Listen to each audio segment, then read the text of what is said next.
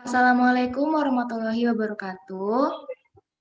Waalaikumsalam warahmatullahi wabarakatuh. Good morning, ladies and gentlemen. Welcome back to another lecture of 3-in-1 event. My name is Oksana Natalie, and it's an honor for me to be your master of ceremony today. Today we have several topics to discuss, which are small-scale fisheries in Thailand and Indonesia, and postgraduate information at the Faculty of Fisheries, Kasetsart University. Okay, before we begin, I want to read some of the terms for today's lectures.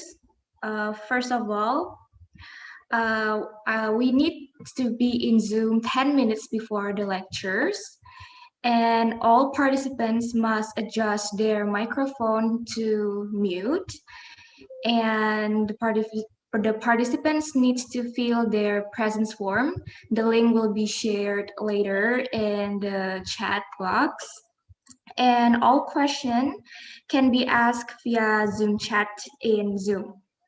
So make sure to type your questions in the Zoom chat if you have any questions for later.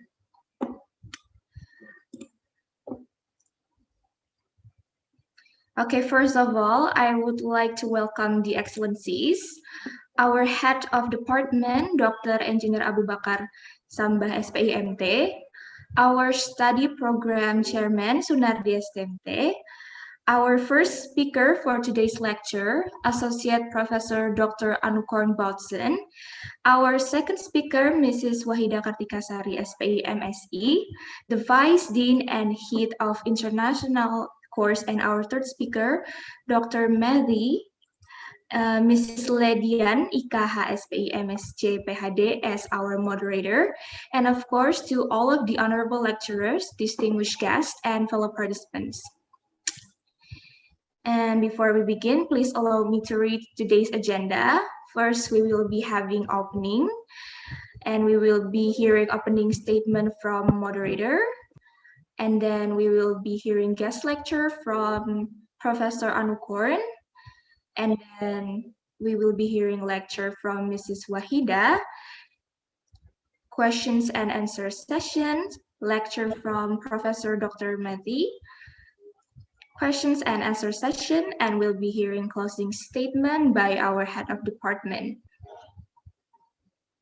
Now we will be hearing lectures about small-scale fisheries in Thailand from Associate Professor Dr. Anukorn Bautsen, and small-scale fisheries in Indonesia from Mrs. Wahida, who will be led by Mrs. Lady IKH SPI MSc PhD. To Mrs. Lady, the time is yours. Okay, good morning everyone. Selamat pagi. Sawadika. Thank you very much, Oksana. Bapak, Ibu, and all of students from Fishing Gear subject. I'm Lediana Ikaharlian. I'll bring you to the last seminar of 3-in-1 program in Fisheries Resource Utilization Study Program. Today we are so lucky as we're gonna meet again Dr. Anukorn Bautsen from Kasetsart University. Today he will give a lecture about small-scale fishing gear in Thailand, a case study in Rayong province, Thailand. After his lecture, I believe we will have a very great pictures of Thai fisheries in Thailand. But the question is, can we compare it with our small-scale fishery? So to answer that question, we will also have a lecture from Bu Wahida Kartikasari MSE about small-scale fishery in Indonesia. We hope that we can have a very great discussion after their lecture. So after these two speakers, we will have also another lecture from Dr. Meti Kawernen and Dr. Wan Wimon Clay Pradit about postgraduate study in Kasasat University. Now we're gonna have a very first lecture from Dr. Anukorn Boson, but before that, please allow me to introduce again Dr. Anukorn Boson. He took his PhD in Tokyo University of Marine Science and Technology, Japan. And he is interested in fishing technology, marine environment, and fisheries oceanography. And okay, no, I think everybody is so excited to know more about small-scale fishing here in Rayong province.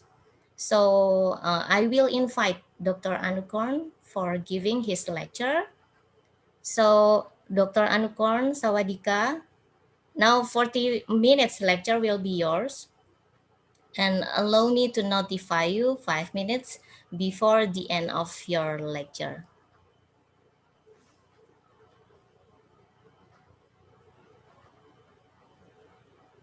Dr. Anukorn, can you hear me?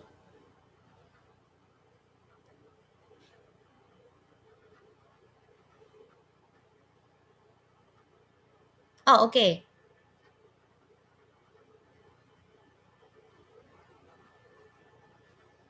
Okay, but no, nothing. I couldn't hear you. I'm so sorry.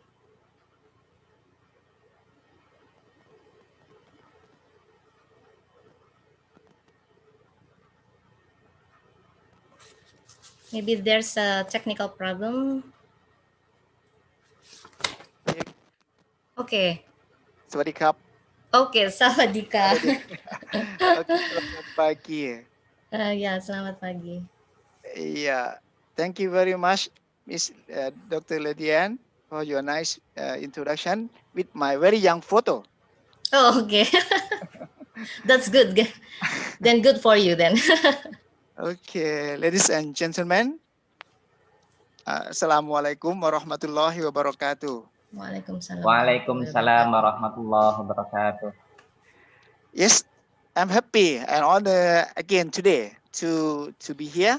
And I'm Anukorn from Kasesat University, the Faculty of Fisheries, Department of Marine Science.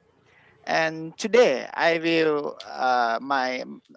give the talk about the small scale fishery in Thailand and a case study in Rayong province.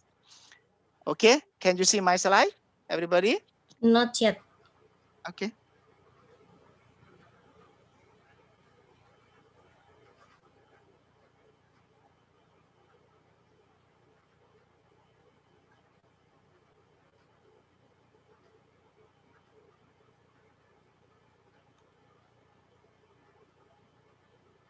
Okay. Yeah, you can see that.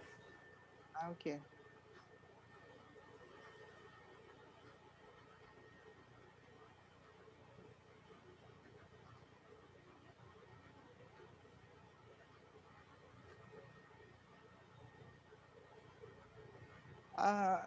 My talk is about the small-scale fishery in Thailand, a case study in Rayong province. And Rayong province in the eastern part of Thailand is the coastal province and also the industrial province. And this project is under the coastal area capability with the sponsored by RIN from Japan. And many counterparts from Kasetsat University, from Kagoshima University, from SafeDeck, from MDEC, Department of Fishery Thailand, from Tokyo University of Marine Science and Technology, and from RIN, Research Institute for Human and Nature.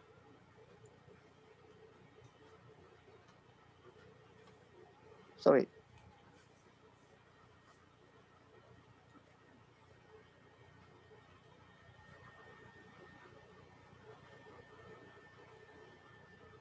Sorry, it's not move. Okay. Yeah, it moves. Okay.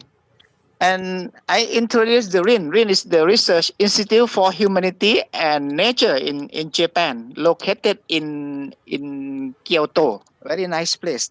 And this project under the Coastal Area Capability Enhancement in Southeast Asia. And there are 6 components. And I participate the component 1 and component 6. And today I will talk the result from the component 1, the fishing gear and the cache survey. The leader was the Professor Keiko Ebata from the Kagoshima University. And the objective of this project, the component 1, the fishing gear survey, we to survey the small scale fishing gear, fishing methods, and the fishing ground in Rayong province, and to survey the catch and the composition, and to analyze the catch according to the season. This means the monsoon season. So what is the small scale fisheries? And you may heard about the other words, artisanal fisheries. And this is I copy from the FAO website. And if you see the meaning from the FAO, the small scale fisheries is very wide meaning. So it means that a dynamic and involving subsector of fisheries. So this is including the fish catching, not only the fish catching, but including the post, but also the post-harvest marketing, ancillary trades. So very wide meaning. And if you heard about the artisanal fisheries, so this is often used in the French and Spanish speaking areas. The meaning of the artisanal fisheries is mean the relatively to low level of the technology. So you can see how different between small scale and the fishery. If low level of technology, even sometimes big boat, but low technology, is mean that they will use the artisanal. Yeah, and anyway, the FAO adequate the same meaning between the artisanal and small scale. So in the common sense, I think it's okay. The common sense, everybody see small scale is mean small boat, few fishers on board, and near shore operation. Yeah, this is makes sense. So why the small scale fishery is important? And everybody eat the fish. Okay, every religion no prohibit about the fish. So everybody can enjoy the fish. So important for the nutrition, protein, and relate to the food security and fish income and sustainable livelihood, particularly in our Southeast Asia. I think they are important for the occupation, poverty alleviation, and in Thailand, in the Rayong case, also they support the tourism, contribute to trade and export, and so on. So they are very important contribution, despite this significant contribution, but the issues of small scale fisheries remain poorly understood. And also in Thailand, I think very poor, deeply understood. So the project start in Rayong province, eastern part of Thailand, about 100 kilometers from Bangkok. And you see in the when you visit the Rayong, you see like this. This is the announcement or the advertisement to invite the people to enjoy the Rayong seafood. And you can see this is the very big bus, and with the very loud music. And Japanese friends call this bus is karaoke bus. And all is special in Thailand. You cannot see this in Japan, right? And very loudly sometimes, and very big bus. So many tourists visit Rayong province. So why we interested in Rayong? The background is because of the SetNet was introduced to Thailand since 2003, led by my kind professor, Professor Arimoto, and transfer technology from Japan University. And when we look at the cash composition according to the fishing gear in Thailand, and you may see the small scale is not composed the big composition, because the throw percent they are the commercial scale. But anyway, even it's small composed in terms of the cash and also some QNet. This is small scale. But anyway, there are many people, many fisher, many family in this group. Even the compost not big. Okay. And why I think the small scale fisheries relates to the sustainable fisheries, because usually the fishing gear is eco-friendly and the method also eco-friendly, and usually the target species is quite clear what they want to catch, and they less catch, not the big catch, and less negative impacts. You less damage fishing ground, less bycatch, less discard. And I know many the small scale fishermen, and I happy when talk with them, and they know about how the importance of the conservation of the environmental, something like that, how to keep the cash in the long term. They try to protect, not on the fisher, but mainly be like that. I'm happy to talk with them. And in Rayong fishing ground, you can see here the water is quite shallow. So this is the contour depth of the 20 meters. So it's very not deep. Okay. And in Thailand, including Rayong, there are two monsoon that very play a role important. Okay. The first is the southwest monsoon. Southwest monsoon come from the Indian Ocean, come with the rain. Start in May and May until October. And the after monsoon is northeast monsoon. This is the dry or winter season. Start from about November to February, something like that. And pre-monsoon around February to mid-May. So these two monsoon are very play a role important for the small scale and the operation and even the cash in Rayong province. And fortunately, when we have the survey, we found the maturity department in Rayong, very close to our study site, and we asked some information about the weather, and you can see in the average wind speed in southwest monsoon is very strong wind when compared with the other monsoons. And this is to show the register of fishing boat in Thailand, and you can see the number of the boat in Rayong province is quite big. Percent of the province around 8, and percent of the province around 45. And I repeated, this is register. We have many of the small scale not register. And in Thailand, this is important information also. The small scale boats is mean less than 10 ton gross. Less than 10 ton gross, they categorize at the small scale. In my opinion, this is I'm not so much happy with this category, because it's 10 ton is quite big, and the mainly of the small scale fishing boat in Thailand, mainly more than 90% is around only 1 ton, 2 ton boat only. So you can imagine if 9 ton boat same group with the 1 ton boat, it's not good idea, I think. Okay, and this is our research method. We met the fishermen, interview them in deeply, and the important thing is also we also onboard survey with them every month, and we provide the logbook recording.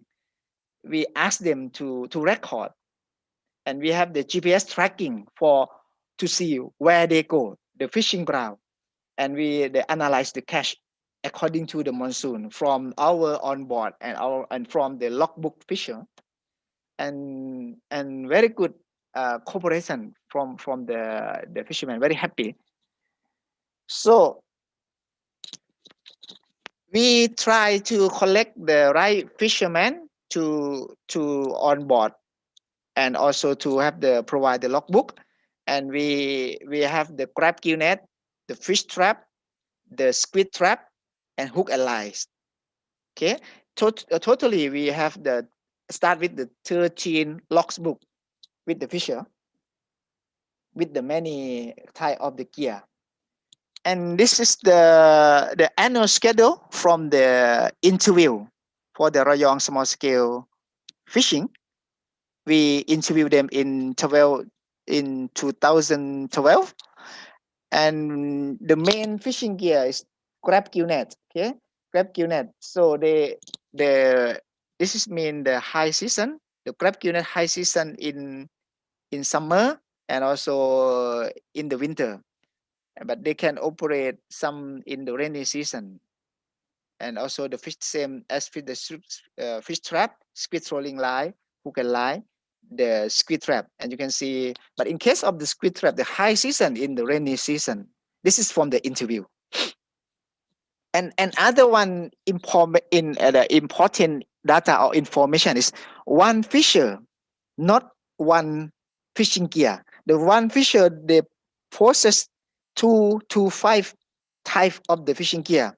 This is the common, because the animal or the catch, the fish come to the fishing ground with the different species in the different season. So the fisherman has not only one fishing gear, they have 2 to 5 fishing gear type. And the other small scale fishing gear in Rayong that we found, the shrimp trampo net, hook and lines, collapsible crab trap, fish gill net, octopus pot, Spanish mackerel touring line, and so on. And this is one of the common and maybe the most popular, and you very easy to see, the crab gill net in Rayong. The target species, the blue swimming crab, as you see in the photo. And this is the operation of the fishermen when retrieving the crab gill net. Usually only one fisherman work on board, 1 or 2. And this is the catch they get. And you can see the raincoat. This is the fisherman just from the plastic bag. I'm very happy to see the raincoats. And yeah, as you know, the target species is the blue swimming crab, Portunus pilaticus. They're very delicious and very important for the economic species. And in Thailand, the price not depend on the sexual, but the price depend on the crab size. And you can see the 3 size category SML. The L size big, a big size, only around 5 crabs, but the price can reach $7. But the small size of the crab around only $2 or $3. But you can see we have around 15 crabs. And hope if you come to Thailand and you can enjoy the blue swimming crab, and you can compare with the taste in Indonesia. And this is the structure of the crab gill net in Rayong province. The structure is quite simple. Okay, head rope, crown rope, and the net. And this is the fishing boat, small boats. And some fishermen they make they just buy the net and the rope, and they made it by themselves, or some fishermen they employ the other. And this is the normal of the operation. The fisherman will leave the pier about in the early morning to the fishing ground, and then hauling up the net, and they try to keep the catch alive, and return to the pier. And there's some members of the family will waiting to remove the crab and selling to the middleman or middle woman. And this is the GPS tracking from the 3 crab gill nest fisher. And one lies mean one fisherman, but many days. Okay, we have 3 fishermen, so we have 3 color, and this is show the fishing ground where they go. And for example, this line, this is just route, but this is the fishing ground is here. They will deploy the net parallel with the coastal, and you can see the fishing ground sometimes is close to the shore, sometimes it's far to the shore. It depends. And this is show the catch composition of the crab gill net from the 3 different Rayong fishers data from the onboard survey. You can see it is the fisherman A, fisherman B, and fisherman C. If I go back, you see the fisherman A, fisherman B, and fisherman C. Yeah, fisherman B and fisherman C is quite same fishing ground, right? B and C, and fisherman A is quite different from the other fishers. And you can see even the same fishing ground is very close, but the surprise, the composition is also different. Fisherman A, the crab, composed about 62%, but the fisherman B, 31, fisherman C, around 56. So this is very surprised. So it's because for our discussion, because of even the near fishing ground, but the around that area, some place is the coral reef, some place is the sand bottom, something like that. So different fishermen also give the different fish catch composition, even the same, nearly same fishing ground. So in case the fish pot or fish trap, the fishermen operate around the coral reef. The target species, of course, the very expensive one, the grouper, and the rabbit fish and other etc. And this is the trap or the pot structure of the Rayong case. The wooden and cover with the polyethylene net, and one entrance at this size, and some part they use the wire. Okay? And this is the operation. This operation show if the fishermen no hauler, they use the power, the ranger, very strong fisherman, and soaking time around 1 or 2 weeks at sea. And we join on board with them to see the operation. Yeah, and you can see a lot of fish inside the pot. Yeah, this is about one week. In the other case, when the fisherman has the hauler machine,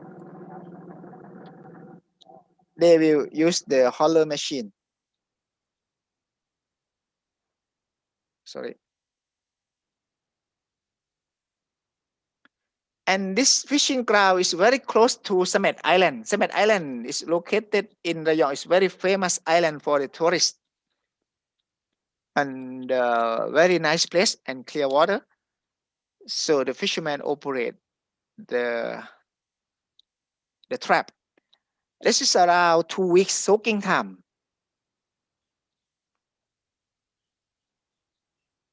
Set at the bottom. Yeah. And the fishermen, they will open around this to take out the fish. For the fish, of course, the target species is the grouper, because expensive price. You can see this, the leopard grouper can reach the 1,100 baht per kilo, and $1 about 30 to 33 baht nowadays. And the other species like the rabbit fish, the cicanas, the Pentes sweet lip, the red belly yellowtail, the pompano. Yeah. And the composition of the catch from the Rayong pot. Of course, the target species, the grouper, but you can see the grouper composed only few percent. The big percent is from the cicanas. So different season is the not so different, still similar with the composition, even winter, summer, or rainy in case of the pot.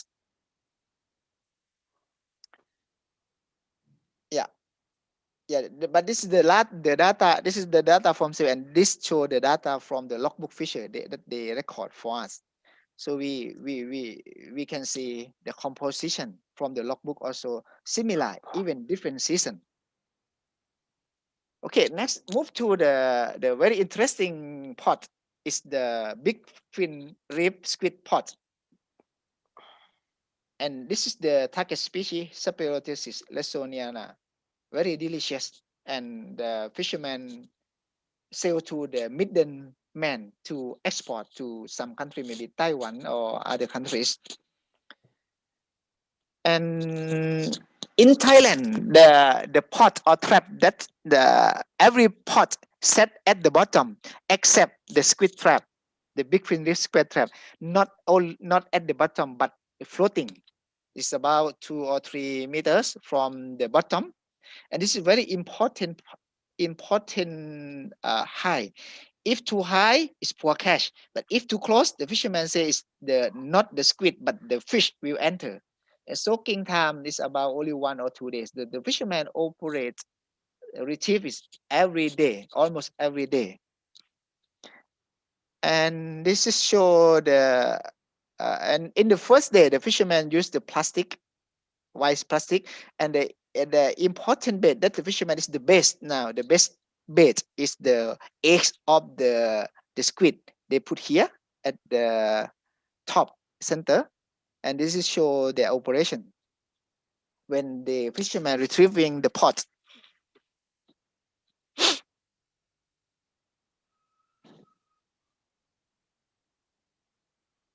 And the depth is about 30 meters in that fishing ground. And this fishermen very far away from shore. They operate around um, around 50 kilometers from shore. So it means going back more than 100 kilometers per day. This is the same fishing ground with the trawlers.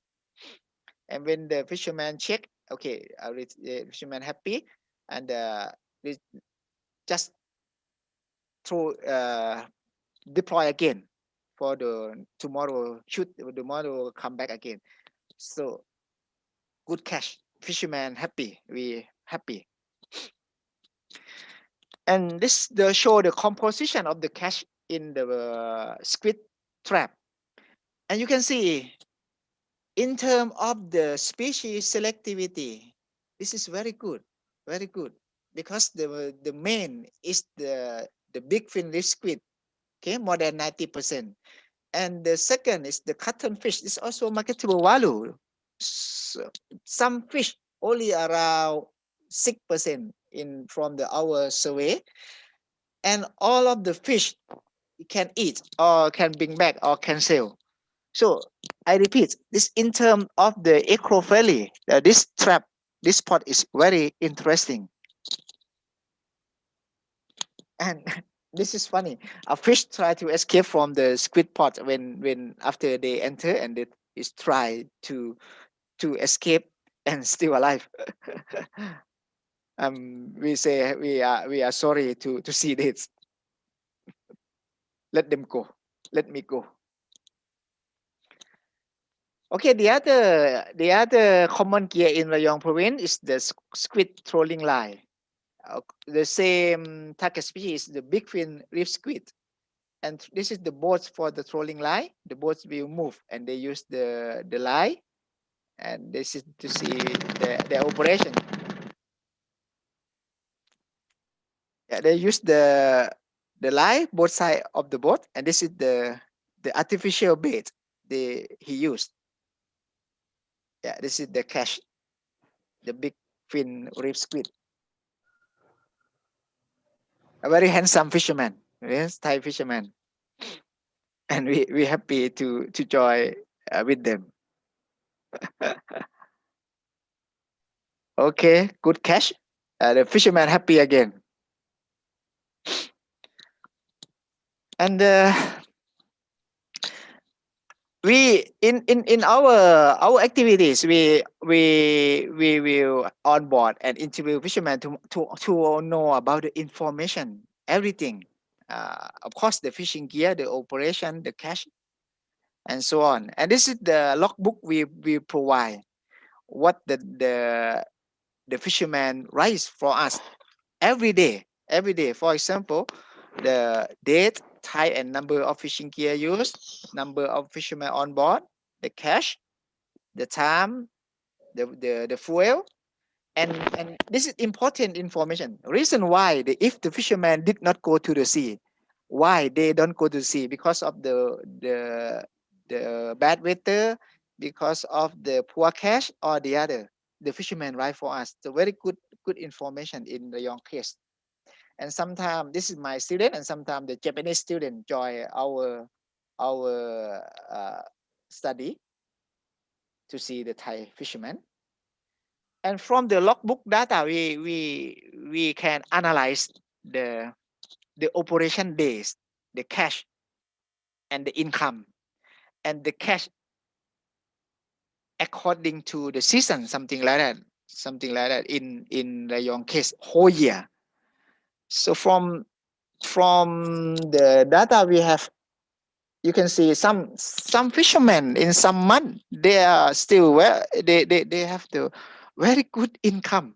I'm surprised about that.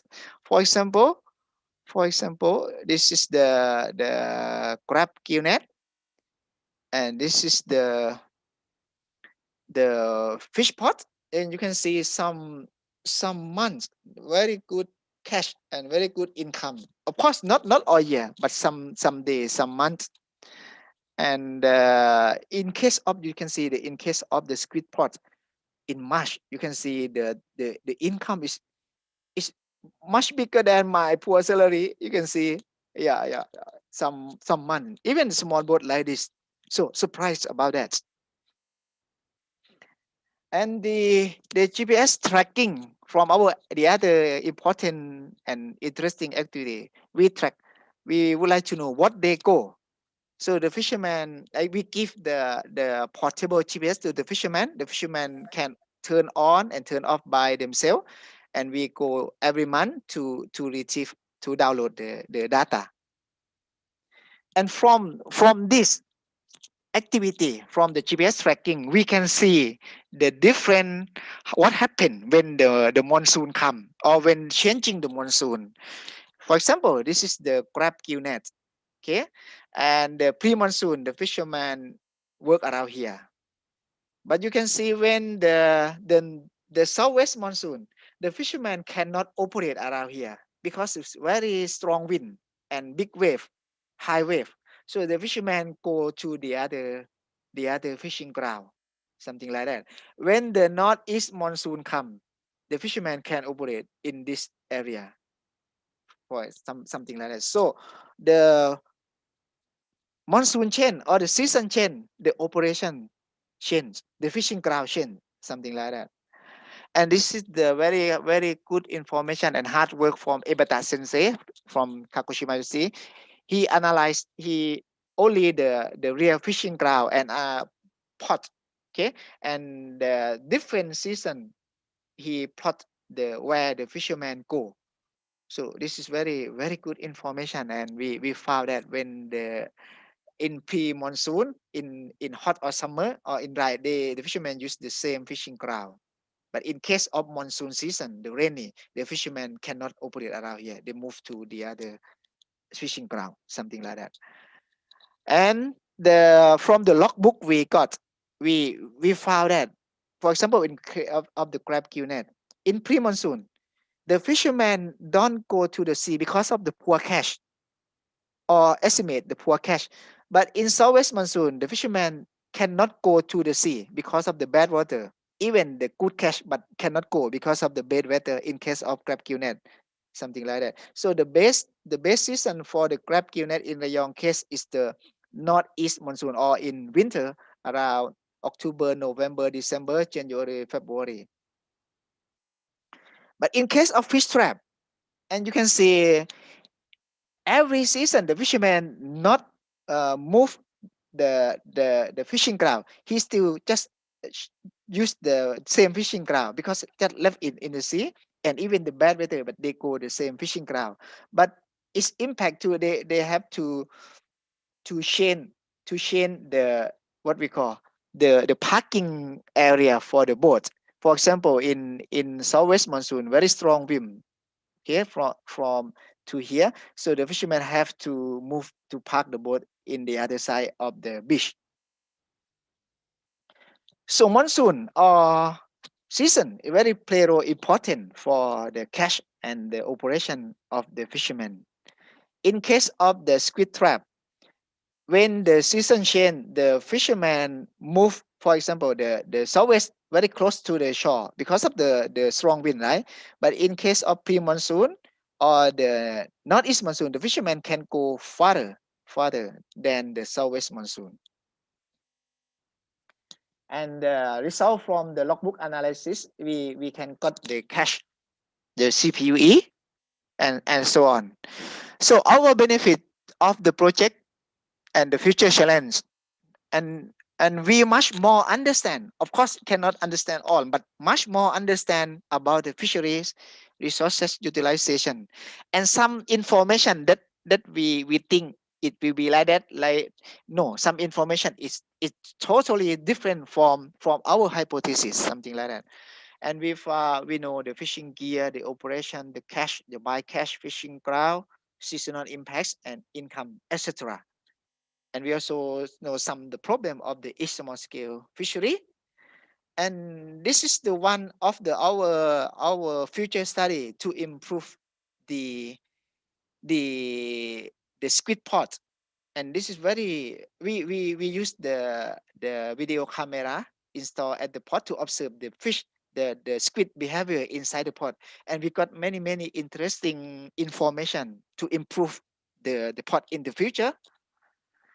And I would like to conclude the key information from the Rayong small scale fisher. The crab gill net, the crab gill net, the fish trap, the squid trap, the squid trolling line are the typical fishing gear there. And one fisher possesses to 5 fishing gear type. Blue swim crab grouper, rabbit, petted squid, and so on is the important economic species. The monsoon or seasonal effect to the catch operation and the fishing ground. And some boats operate far away, very far from shore. The same fishing ground with the commercial scale. This may have this in the future, may have some conflict between the different scale of the fishing operation is possible. And the next slide, I would like to show the future study that we interesting about the big fin reef squid pots. And from our survey, we found that the number that we success to catch the squid is just about 44%. Sorry, the 44% cannot catch. About only 56% can catch.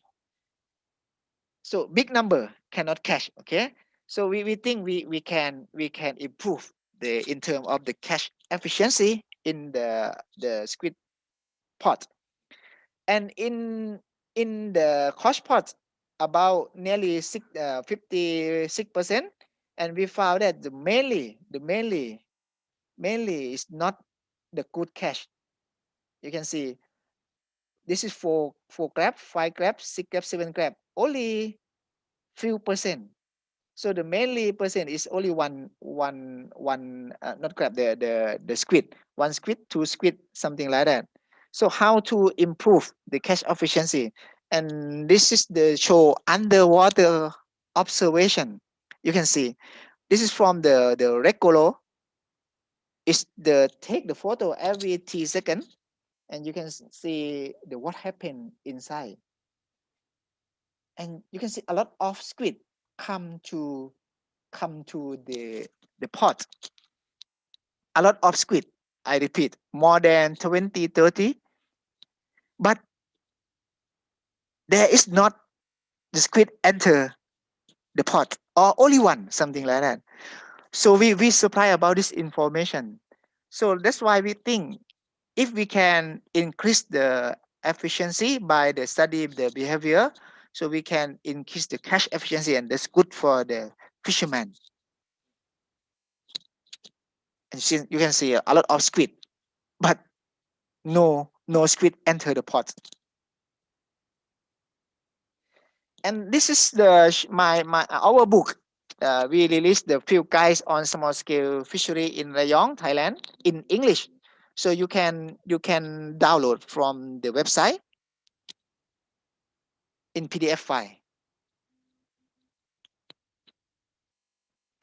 And I think this is the our challenge for sustainable fisheries, including the small scale. We have to save the fish habitats, the mangrove, coral, sea glass. This is the original of the fish. If we cannot protect this, we have no fish to catch. And in terms of the develop fishing gear selectivity for some fishing gear, how to improve the selectivity, catch we want to catch, and don't catch that we don't want to catch. And many reduce the negative impacts from the fishing, including the bycatch and discard, including the code fishing, and the good and appropriate management also important for sustainable. Put the right fishing gear in the right fishing ground, like that. And we need more about the knowledge of the species, ecosystem, stock. We need more study. We need more the research to understand more. And the sustainable mind, this is also important, and multi-cooperation, and so on. And when we ask our kids, would you like, would you still enjoy the eating fish? I think every kid say yes. But if we ask the fisherman, would you like your kids to be the fishers? In case of Thailand, mainly the answer is no. This is the sad answer, I think. So how can we improve that? Let's try together. And thank you very much for the Rayong Fisher, and we happy to work with them. And this is we gather in Kyoto, and I like this photo because everybody look ready to fight. Yeah. Thank you very much. ขอบคุณครับ Terima kasih. And how many minutes I still remain? Oh, you still have like 25 minutes. 25 minutes. So Yeah. can I show some clip about Yeah. Okay. Yeah. Yes, please. Thank you. I would like to show you the video clear gear operation in Rayong. I start with the crab gill net.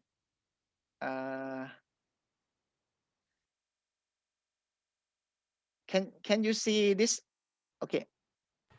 Not yet. Still your presentation. Okay, can you see this? No? Not yet. Not yet. Sorry. I try again.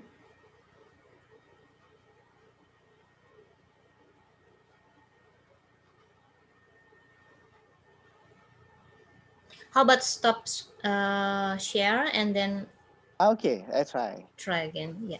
Yes, thank you. Stop first. Share.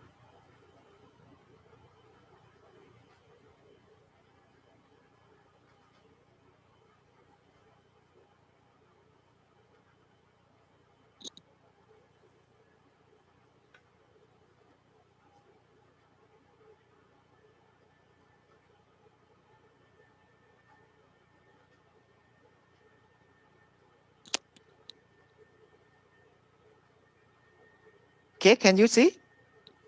Yeah, it's come. Okay. I start with the crab gill net, the main fishing gear in Rayong, the common gear.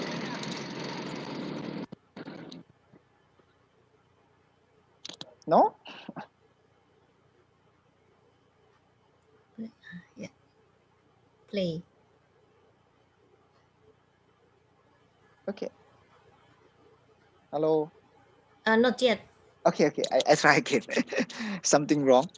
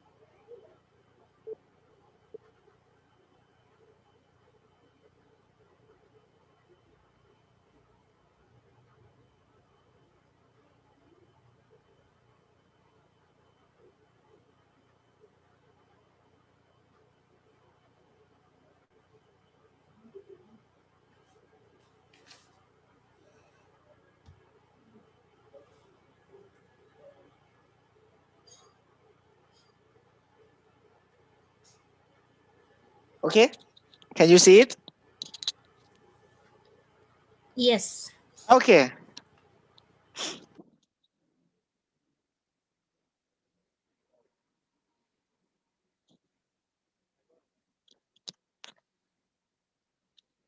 This is the crab gill net fisherman. Go to the fishing ground.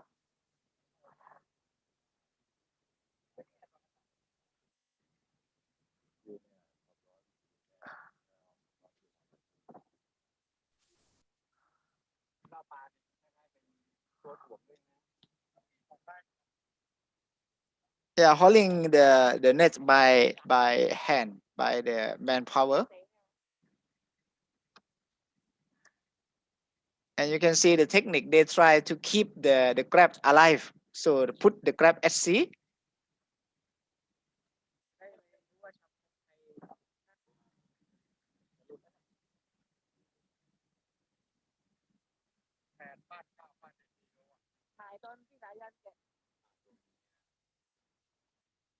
Yeah, some fishermen they release the crab from the net on board, and some do this at sea at the beach.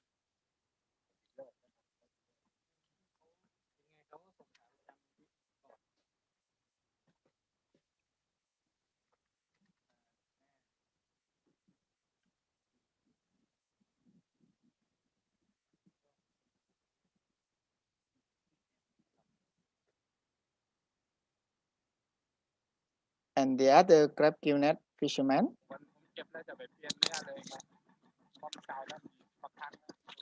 they start in the early morning before the sunrise.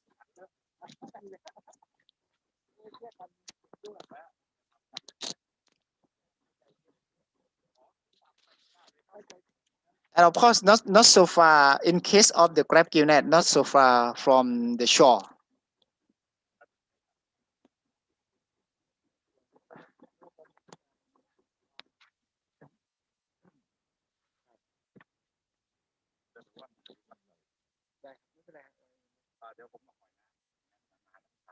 Mhm.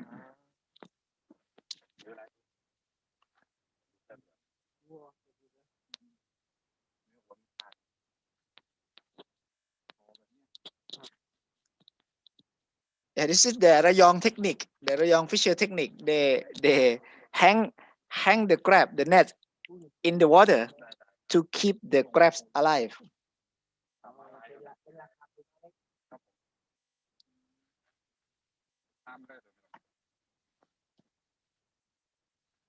So one fisher they operate, they retrieve around 4 or 5 sets per day.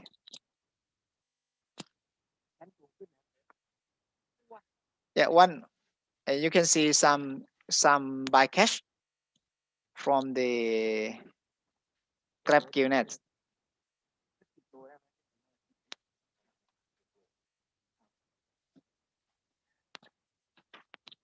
Okay, let's see the other fishing gear.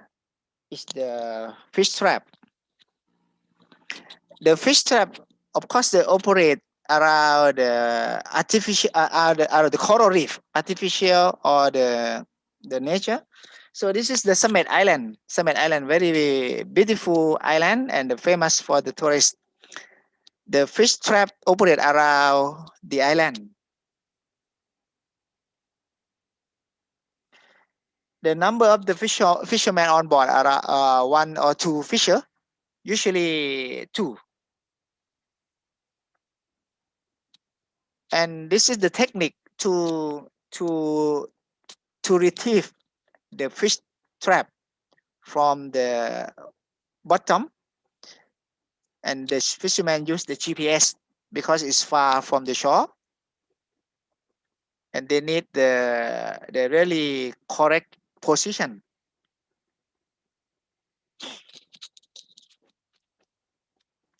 And you can see usually when the fishermen set the fishing gear, they have the buoy on the sea surface, right? But in case of fish trap, you cannot see the buoy at the sea surface, because otherwise the other fishermen will take the pot, something like that. So they need the technique how to find the pot by not diving. They are on board, they can get the pot by this technique, and they use the hauler machine. Yeah, the soaking time is 1 week or 2 weeks. It depends. If the good catch, the fisherman take it only 1 week.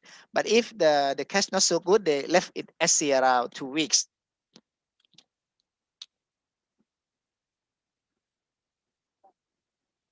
So the water is quite deep. The fisherman need the hauler machine.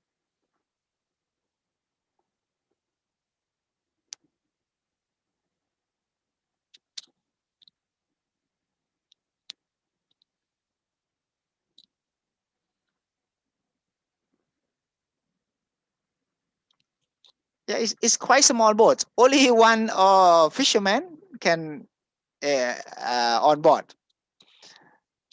So when we go to join with them, it's crowded, 3 or 4.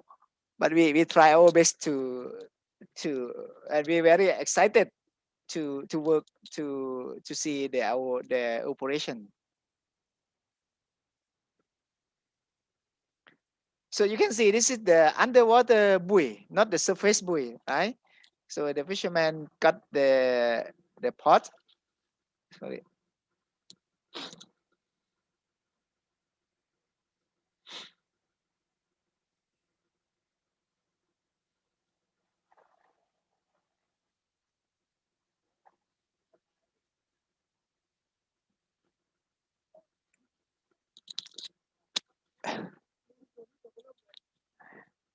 Yeah, you see what we call the hermit crab. Hermit crab, very big hermit crab inside the pot also. And the male catch is of course the target species is groupers, but the main catch is cicanas. Even it's not the expensive fight, but they compose a big number, big percent.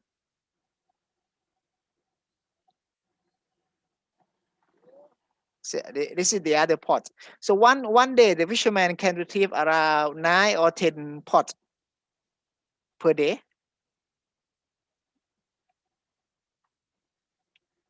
This is me. Sometimes I try to be the fisherman.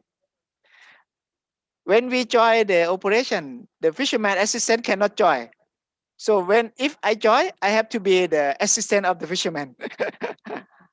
Yeah, we're happy to go there. Yeah, try to be the good fisherman, clean the pot. And the recording by the Professor Ebata from Kagoshima University.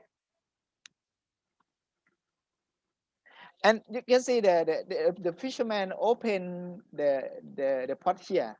And this is a very special technique. to release the air from the fish stomach, particularly the expensive fish, the grouper. Otherwise, the fish will die very fast. But this technique can make the fish alive. See again, the fisherman use the siren to release the gas from the stomach, from the fish stomach. Yeah, like this. Yeah, this is very special technique. And try to scoop the nets from the from the fish from the pot.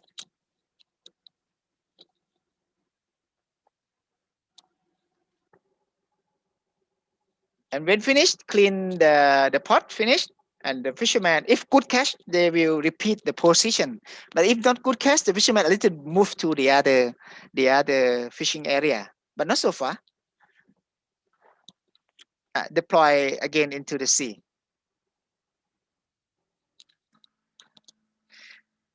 And the expensive fish, they will keep alive in the tank, in the sea water. Okay. And if I still have time, I show you one more. I go to the squid trap. The squid trap, very interesting.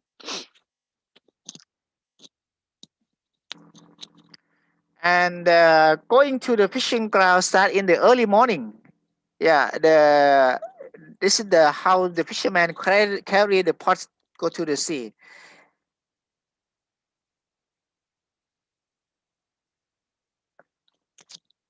And this leaf, you can see the pot and the leaf. The leaf is very important to attract the squid come to enter the pot. And you can see the plastic, white plastic, and the foam. The fishermen believe this can attract the squid enter. But the best attracting is from the squid's eggs, like this, hang here inside the squid trap. And when they arrive the fishing ground very far away from shore, around 50 kilometers sometimes, same fishing ground with the patroller, and when they deploy the trap. Yeah, so one flag, one fish, so it means individual setting. And this is the anchor.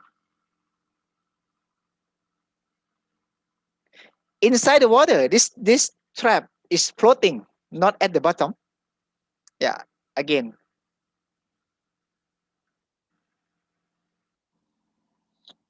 And you can see this is the trawler, a very big trawler. So this is the same fishing craft with trawler as I mentioned. So maybe some problem between the different scale may happen. But it's very good catch in this fishing ground. The fishermen want to challenge in this fishing ground, even they know maybe some pots may lost. So this show how the fisherman holding up the squid trap. So it's individual setting, one flag, one pole is one trap. Water depth around 10 to 30 meters. We use the small hauler machine.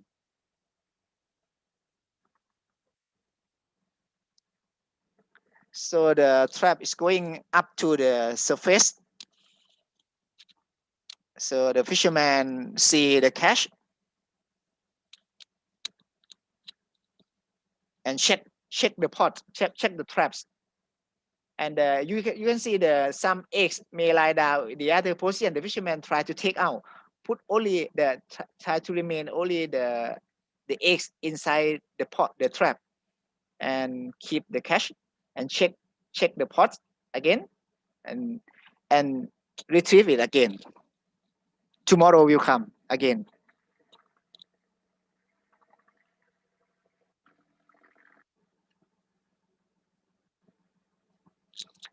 And you can see the mainly is the squid. So the other species, not so many as I mentioned. So very in terms of the selectivity is very good. And only the big size squid they catch. And this is the special technique again for to keep the squid quality. The fishermen not use the ice because it's will damage the quality. So the fishermen have the fish hole inside the boat. Is the fish hole is what we call the seawater circulation. It's not the tank, but it's the fish hole of the boat, and not ice. And sometimes we see some fish enter, and this is the fisherman to keep the squid inside the boat like this. This is one of the interesting issue, how to keep the squid alive.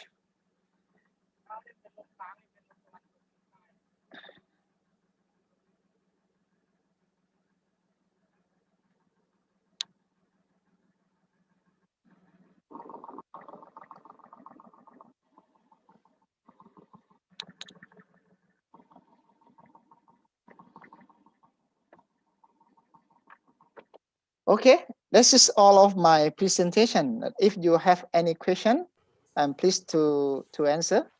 Thank you very much. Terima kasih. Khop kun kap. Okay. Thank you very much, Dr. Anukorn. It's so interesting to know more about small-scale fishing gear in Thailand, especially in Rayong province. But we have to keep the question first. Okay. As we're gonna have another lecture from Ibu Wahida Kartikasari. So please allow me to introduce Bu Wahida Kartikasari. I'm so sorry. Could you stop screen first, maybe? Yeah. Thank you very much. And yeah, Bu Wahida Kartikasari was born in Blitar. She graduated from Universitas Brawijaya, and she continued her study in IPB University. Now she's interested in small-scale fisheries management in Indonesia. Now it's time to invite Bu Wahida, I think, to share about competition that occurred in Indonesian small-scale fishery. Bu Wahida, can you hear me? Yes, I can hear you, Bu. 20 minutes will be yours, and I will notify you 5 minutes before the end of your lecture. Thank you, Edi.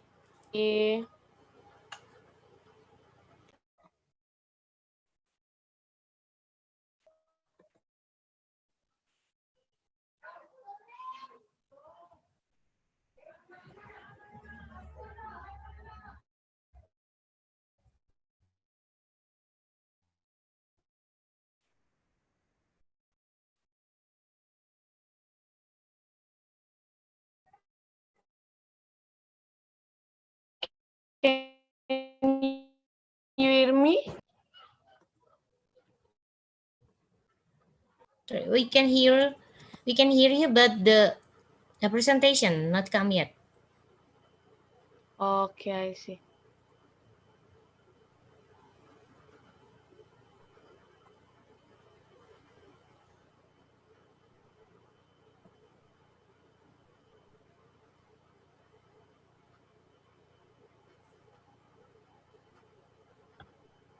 Can Okay, you it's see? come.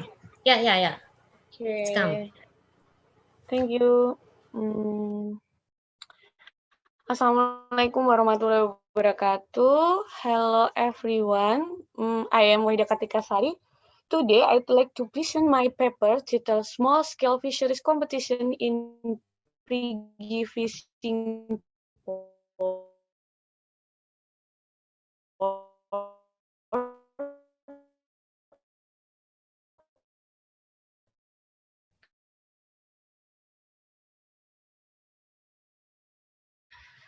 Indonesia in Bahasa.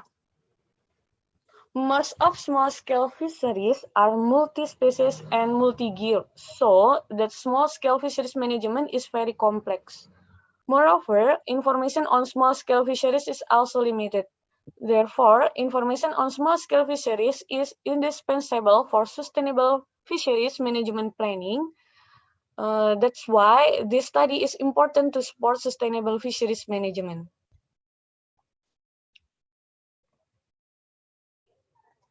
This study aims first to describe the condition of small-scale fisheries, primarily examine the diversity of the catch, the second to assess the level of utilization of fish resources, and the last to clusterize fishing gear in Prigi fishing port based on catch species. This study held in October until December 2014 at Prigi fishing port. And then this is the data, the type of data, the first number of fishing gear, second fish species, and the last the number of catches. The data for small-scale fisheries for this study is only the fishing gear that operate on fishing fleet under 5 gross ton, and the data was obtained from Fish Landing Report in 2011 until 2014. I used 3 data analyze, the first diversity of fish catches, kemudian and then fishing gear productivity, and the last fishing gear competition. I used the Shannon-Wiener index to get the diversity value. If the value of H approaches 0, it means the fish diversity is low, and then if the H value approaches 1, it means the diversity is high.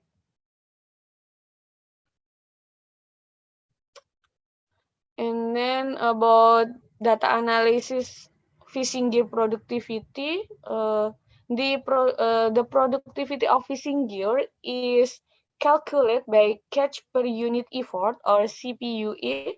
CPUE is a measure or relative abundance as indicator of abundance of fish resources. If a trend CPUE goes up, indicating that the fish exploitation are developing, and if CPUE trend is downward, indicating that effort leading to overfishing. And the last about fishing gear competition, IUVT of fishing gear is calculated by catch per unit. I'm so sorry. Principal component analysis was combined with cluster analysis. Cluster analysis was performed like this picture with the hierarchical cluster analysis method. The grouping is based on similarity fishing gear and fishing target. And then cluster analysis is calculated based on species composition of each fishing gear. Analysis research then used to determine proximity fishing gear relationship.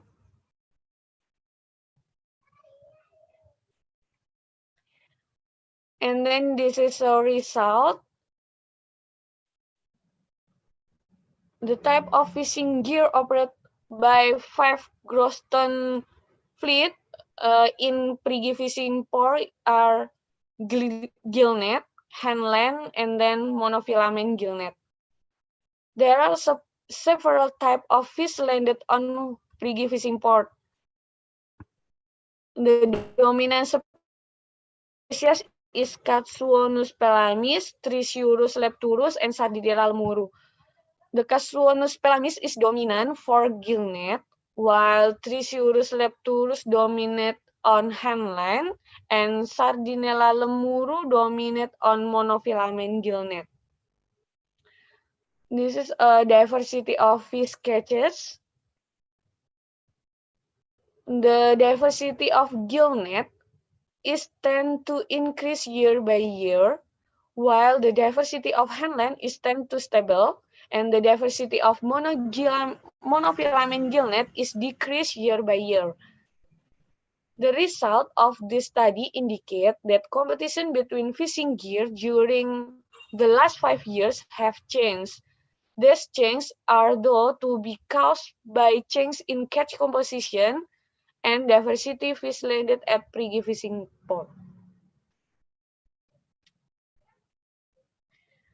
And then this is a result about fishing gear productivity.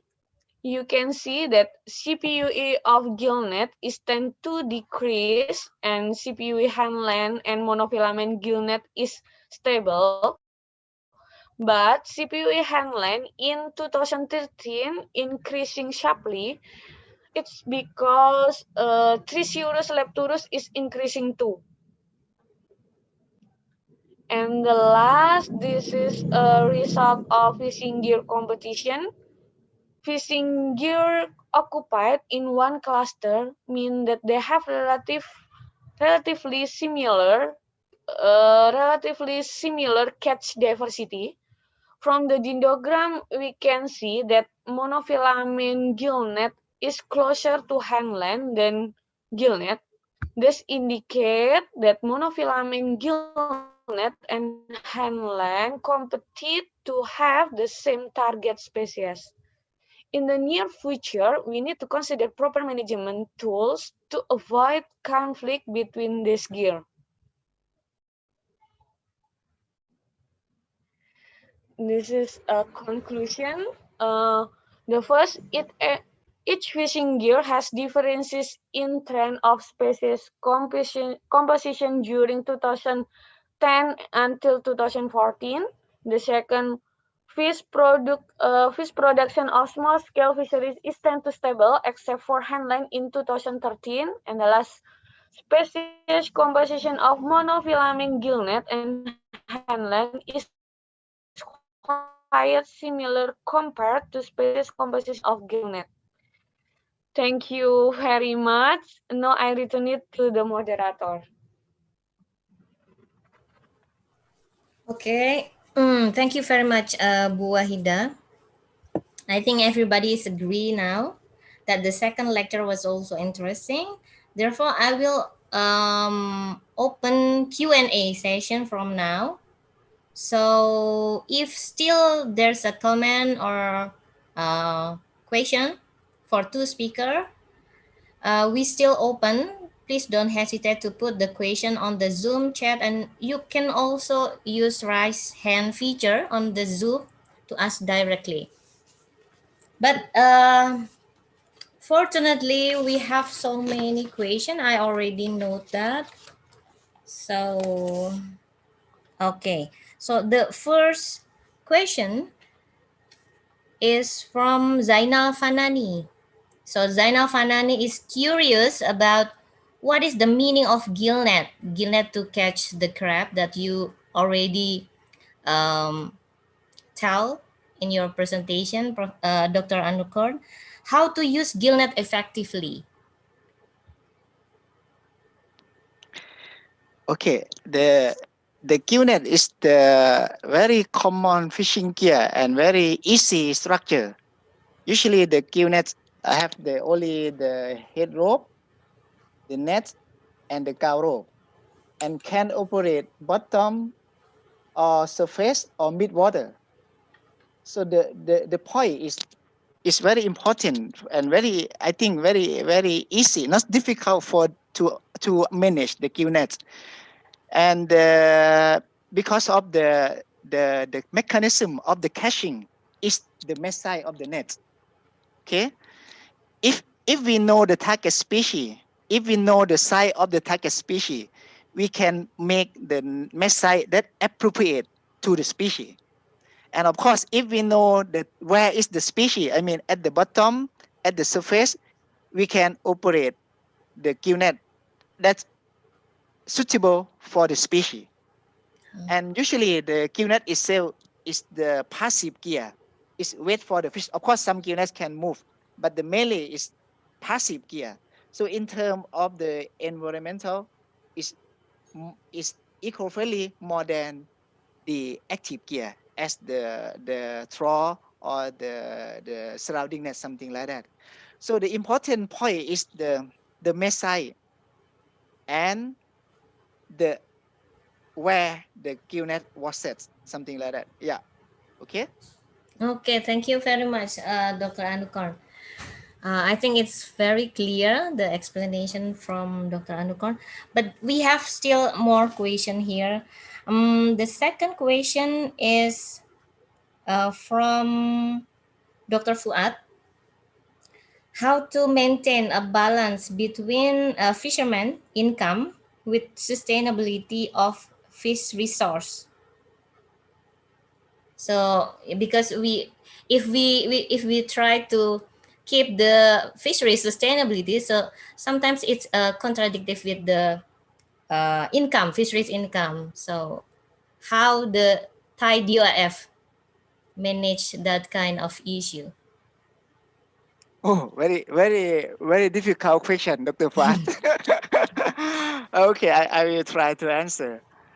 At first, in case of the young case, even some months the fishermen very good income, but it's not all year. It's not all year, just some months, and someday it's very poor cash. Someday it's very good cash. Some season good. So I think the more important is the how the fishermen keep the balance of the income also, because the as the at the beginning of the slide presentation, I show why I think the small scale can reach the sustainable, because they're not cash, not so many, not so much if you compare with the amounts from the commercial scale. So I think we just let them operate the gear. But the important thing is the how to keep how to keep the environment. For example, the artificial reef, the mangrove area. Yeah, I think that this is should be more focused. And the fishing gear that the fishermen use for the small scale usually is gill nets. Of course it's not perfect 100%, but mainly is safe for the environmental. Just be careful when they use the small mesh size. For example, when they want to catch the crab, sometimes they use the very small mesh size, particularly very close to the fishing ground. This is quite we have to concern.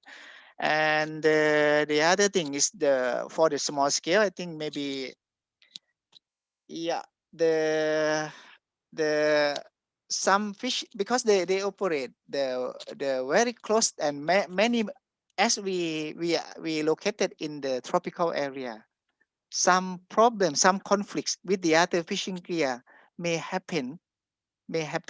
In term of, in Thailand, the fishermen, the small scale can go far from the shore, but the big boat cannot come close to the shore. That is the management from the government or DOF, at least 3 nautical miles.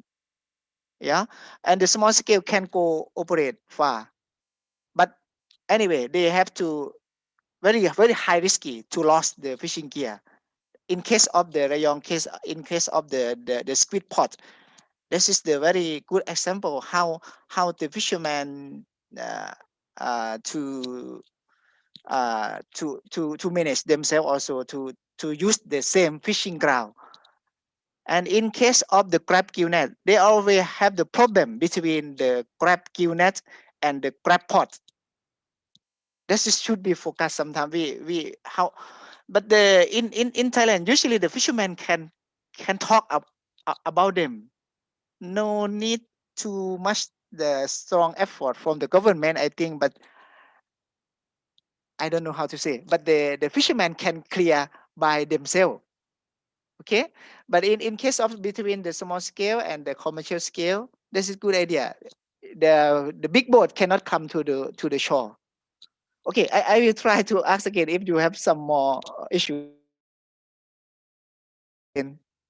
Is it hit your question, Mr. Dr. Fats? I'm sorry if not hit.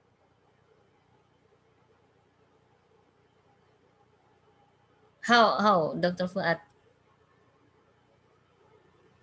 It's answer your question or not? Okay, okay, Oh, okay. okay. That's right, That's good. sir. Thank you very much for your explain. Okay. And we move to more technical question now. So for Dr. Anukorn, you said something about fishermen filling the logbook. And why we are so curious why fishermen keep doing that. Is there any incentive or for example money or what?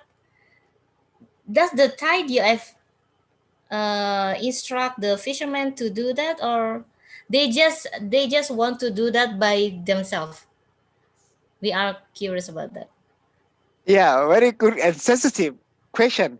And it's mean you know about the fishermen in Thailand and in maybe Indonesia. Honestly speaking, this is the secret. Okay, don't say to the DOF or Thai government. I keep the secret then. Okay, We okay. keep the secret. And usually when I think the big issue in Thailand, how to improve the relation between the government and to the fishermen. This is my one of that I want to see. If the government or usually the fishermen not a good cooperation, this is very hesitate to do that. It's not only the money. Sometimes some project they try big money to the fishermen. The fishermen deny. They don't want to get, or they may give you not the real answer. So the relationship between you and the fisherman, I mean the staff or the government to the fisherman, is very important. Of course, you are not the fisherman. The fisherman they catch the fish. You are not, but you can do something that you want to work with them. We have to need the good need the relationship. And one of my I think my strategy, our strategy to work with the fishermen, we go with them and we do the thing the same as they do. Of course we are not the best as them, but for example we are on board with them, and from the project we have some money to give them, but this is not the most important in Rayong case. I think in other so the relation is important, and we try to do what we say. If we promise anything to the fisherman, we try to keep that. And on board joining with them is very what we call the bridge, or the to improve the relationship with them. And the student go with us. The student to the fisherman, they still keep the students still watching something like that. They are not like, yeah, this is the way. So I do hope this is the way. I want to see the good relationship between the Thai government and with the fishermen more than nowadays in case of Thailand. This is very good question and very big issue for me. I think if the fisherman not good relationship, you will get the wrong information sometimes. Mhm. They don't give you, and they don't want to do that by if even you give the money, but it's not the right information. I think the relationship is very important. Thank you. Okay, so maybe this another question maybe also relate with the previous question. So how can you get the fishing ground coordinate? Did all fisher not reluctant to share their fishing ground information? So Yeah, in maybe Rayong this case, is no problem, no no problem. problem. If we Okay. can give the good relationship, even we ask them to turn on the GPS. We keep at them. We don't bring back, right? Every day they turn on, and when they come back, they turn off. Every day, they do that for us.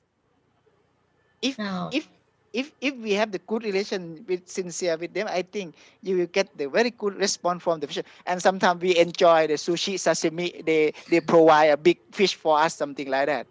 And so no problem about the information. They yeah, pleased to give us, and I do believe this is the real information we get. their Thank you. information.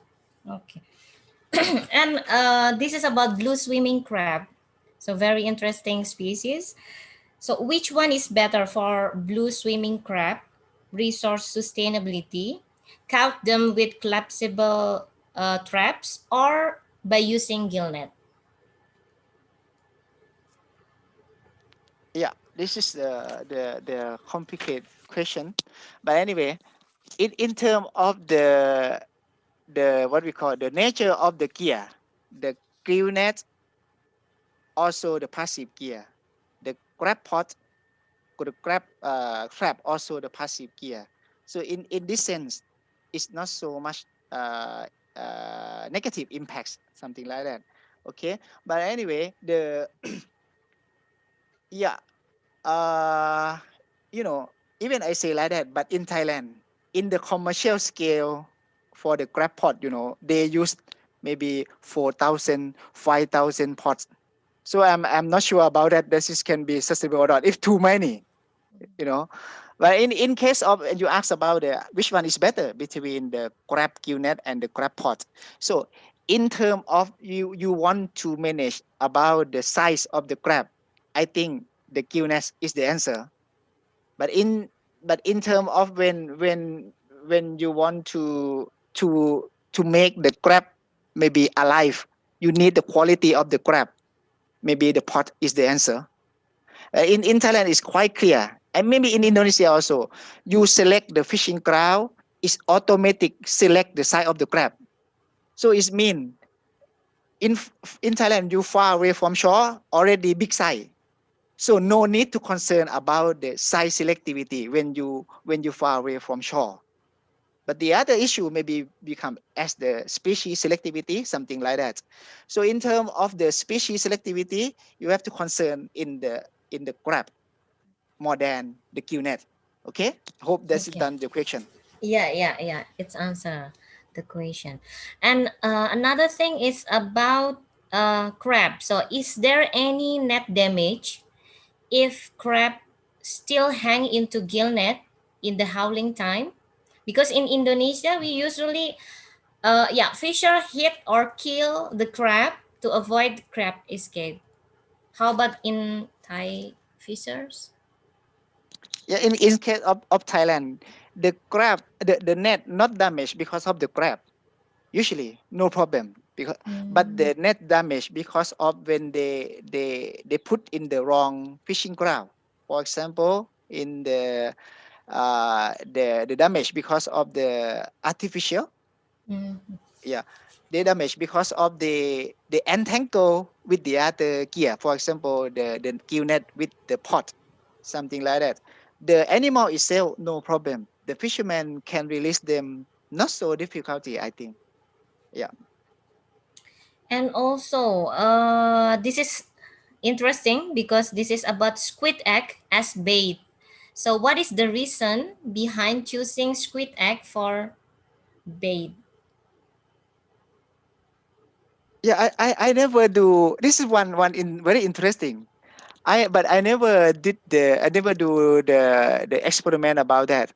But in my observation, in our observation, now in nowadays the fishermen think the eggs is the Mm. best, and from our observation also we also think, oh, the bait, because when we observe where is the position of the eggs that the squid lie down. So many times they always lie down at around the squid egg that the fisherman hang at the first time. So we also think like that. But I do believe if we try the others, for example, we try to make the new and compare with the eggs. So which one is better? Even the lights, I'm not sure about the light for the squid, but the fish maybe. Even the other method that we use, the other technology for the lights or artificial bait, that easier to find and maybe not so expensive, and we can compare. But nowadays the fishermen believe, and we also believe, the squid eggs is the best for the bait for the squid. Okay. At least for now. And also, you said something about trawl and traps and the same fishing ground. Is there any conflict between trawl and trap regarding their fishing ground because they have similar fishing ground? Yes, of course, the conflict even sometime we joy with them and we saw the trawler operate around there and the fisherman lost the trap in front of him. But the fisherman, the small scale fishermen have to make up their mind because this is the fishing ground of the commercial scale. Okay. But anyway, sometimes if the high commercial master fishermen, the fishermen can communicate with the radio at sea and talk with them and ask, please avoid to damage to lost our fishing gear, something like. Sometimes they can talk, but sometimes they cannot talk, and fishermen small scale have to make up their mind because it's the fishing ground of the commercial scale. And anyway, the other method, the small scale, they try to, when they set the fishing gear, they try to set the distance interval of the pot that the trawler can avoid the trap, something like that. Yeah, this is very good way, I think. Yeah, but even it's very high risky to lose, but because it's very good cash and you can see the income of the fisherman, okay to go, even it's very high risk. Yeah, something like that, and already made up the mind, I think. Yes. Is there any intervention from Thai DOF to, related to this conflict, for example? This no. I think because of they already released the regulation as if close to the shore, the commercial scale cannot close. So that fishing ground is belong to the commercial scale. This is already from the DOF. Okay, thank you very much, Dr. Anukam. But we still have one more question. I think this is the last one for you. What is the importance of small scale fisheries in global community? Very deep question, I think. You mean global community? Global mean okay. Yeah, in this world, I don't know how. Of course, if you look at the amount of the cash, is mainly is from the commercial scale. Mainly, I do believe, particularly in Thailand, it's quite clear, and I do believe in the other country, Indonesia and other country also. But if we look at the number of the fishermen, the number of the family that engage to the small scale, even it's not big cash, but it's really too many people, really to the big number of the fishermen. Okay, I think that's why the small scale is important, particularly for the coastal community. I do believe not only in Thailand but in the other countries that have the sea, Indonesia, Philippines, I think. Yeah, so that's why so important. And the small scale is, they operate very close to the important habitats. For example, sea glass, the mangrove, the artificial. This is not the deep water, right? It's shallow water, it's close to the shore. So that's why the small scale, why the small scale are important, I think. Yeah. Thank you very much for the clear explanation. And for Bu Wahida, there's one question. So, did you do clusterization for each year, or you just combine because you do cluster analysis? Did you do that per year, or you just combine it and did clusterization in one result? Okay, thank you, Bu Lady.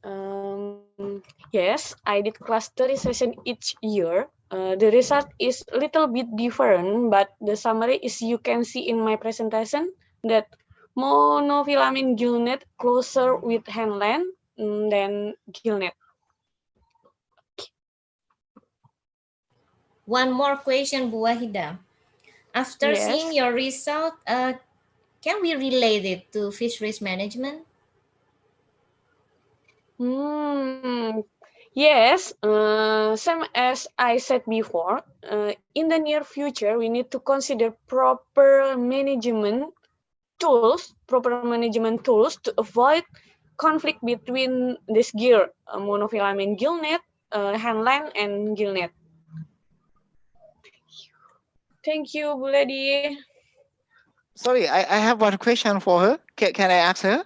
Yeah, sure. Yes, yes, yes.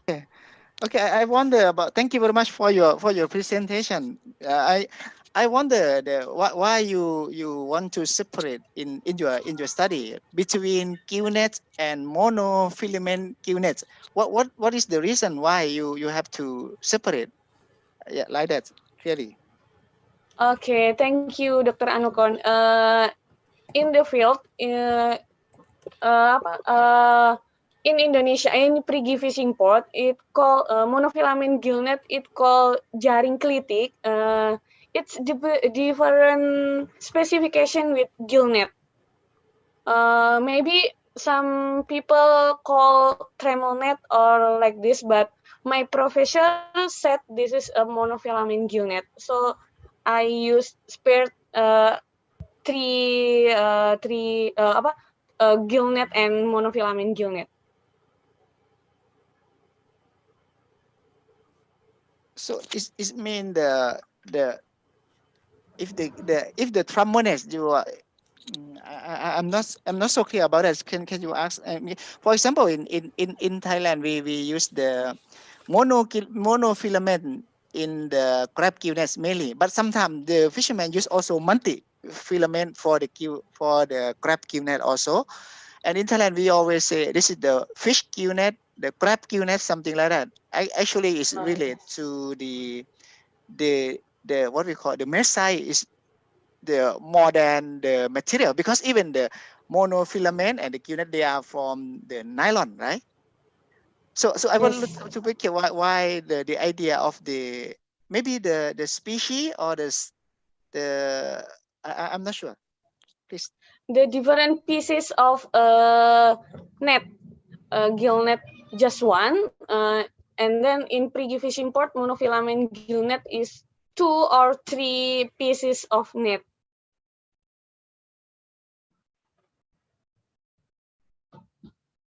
Okay, thank you. Keep Thank your you, work. Dr. Anukon. I do believe the small scale fishery are very important for the Indonesian also. Yes, Yeah, yes, yeah. Alhamdulillah. yes. Thank you very much, both two speakers. As I promised, we have very good discussion for these two speakers.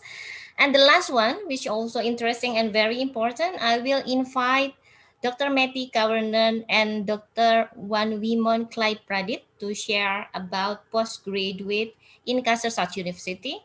So this is for you who the wants to continue your study to master or a doctorate degree in Kasarsaut University. And now allow me to introduce Dr. Meti Kawarnan first. Okay.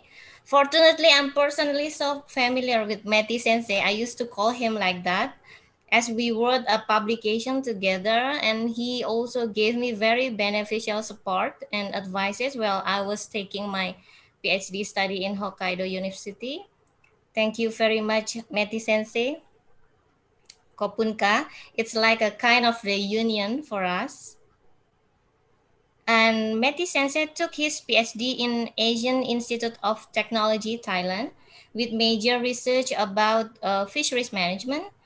Now he is a deputy of Dean Administration, Department of Fisheries Management, Faculty of Fisheries, Kasasat, and also the fourth speaker is Dr. Wan Wimon Clyde Pradit. She's from Department of Fisheries Product. She took her PhD in University of Georgia, USA. Now she's a Deputy Dean for International Affairs. And Meti Sensei and Dr. Wan Wimon Clyde Pradit, the next 45 minutes will be yours. I will notify you 5 minutes before the end of your presentation. Thank you. So everyone hear me? Yeah, we hear you. Mehdi. Okay, Thank you. so nice to meet you all here, and very thank you very much for your kind consideration to provide us a time to present our program. So right now, sitting by me is Dr. Wan Wimon, and we are the committee of international program in Kasetsat University, and then. I think we will give you some information around 20 minutes, and after that, if you have any question or question about our study program, are welcome. So can I share my slide right now? Sure, you can. Okay.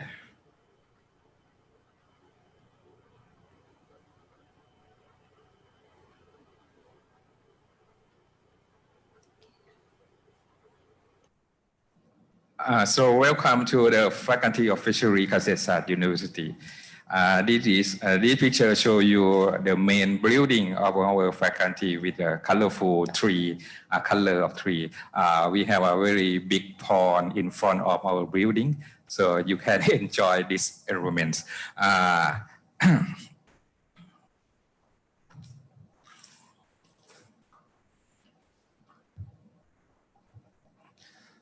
So the Faculty of Fishery was established as one of the first 4 faculties of Kasetsat University.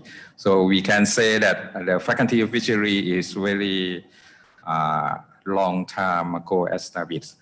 So we have a long history about setting up our study program, not only bachelor degree, but also the master and PhD level. So right now we can say that the Faculty of Fishery is the top faculty in Thailand that teaching about the fishery science and the related topic. So this actually this is the bird's eye view to show you about our faculty area. So we have many area located in the Bangkok. So in Bangkok we call Bang Khen campus. In Bang Khen campus, mostly we have more than 10 faculty. The Faculty of Fishery is located in the northern parts of the university. And so we have a big area of the ponds, center our the building, and the surround building is our faculty.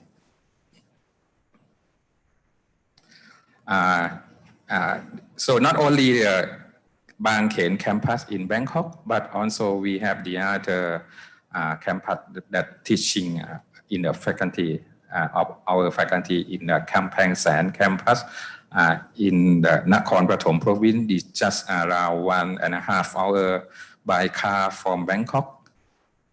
And this is to show you about our facility at the Kampang San campus. So we have earthen pond and also the hatchery and the other facility about the aquaculture mostly. And so this just briefly show you about our organization. At the Faculty of Fishery, according to the academics department, we have 5 departments. The first one is fishery management. And the second one is fishery biology. The third one is aquaculture.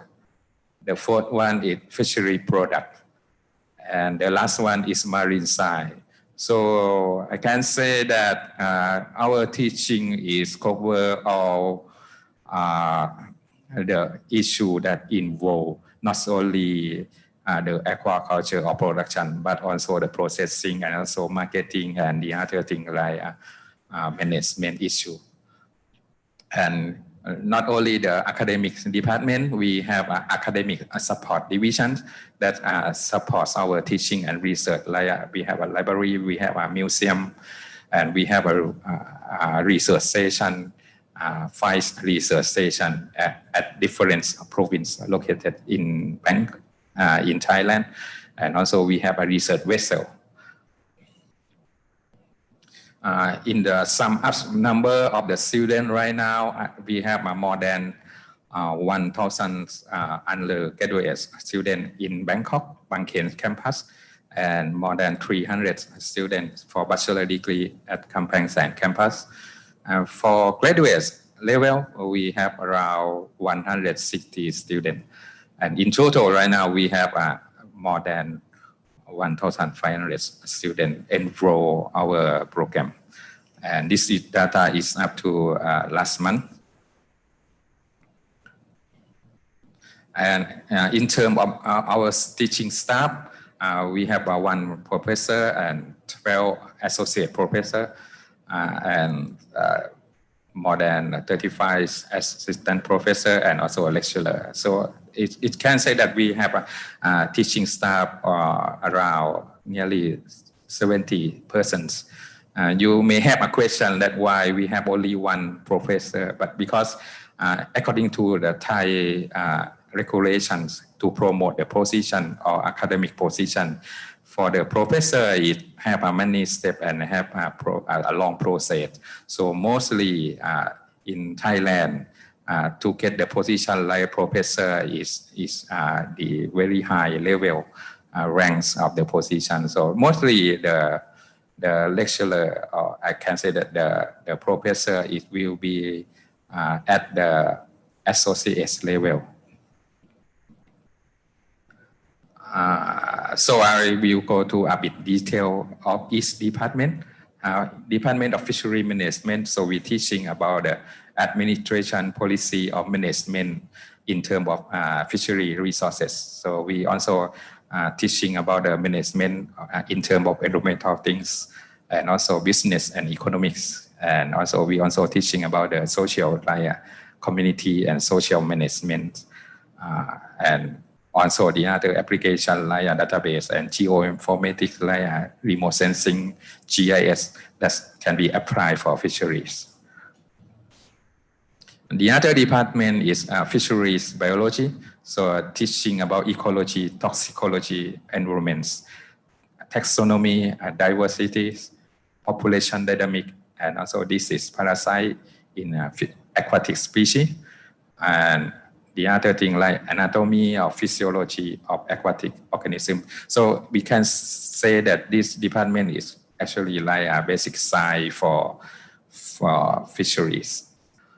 The other department is aquaculture. It's very popular department because we have the highest number of students that's enrolled this department in aquaculture, and also because this aquaculture can, the student after graduates from this department not only can have some work with the company or farm, but they can generate their farm by themselves. So many students interested to join this department. So we're teaching about the technique in the hatchery and culture system, and about the design of hatchery and ponds, and water quality management, feed technology, and aquatics disease health management, and the other genetic improvements issue.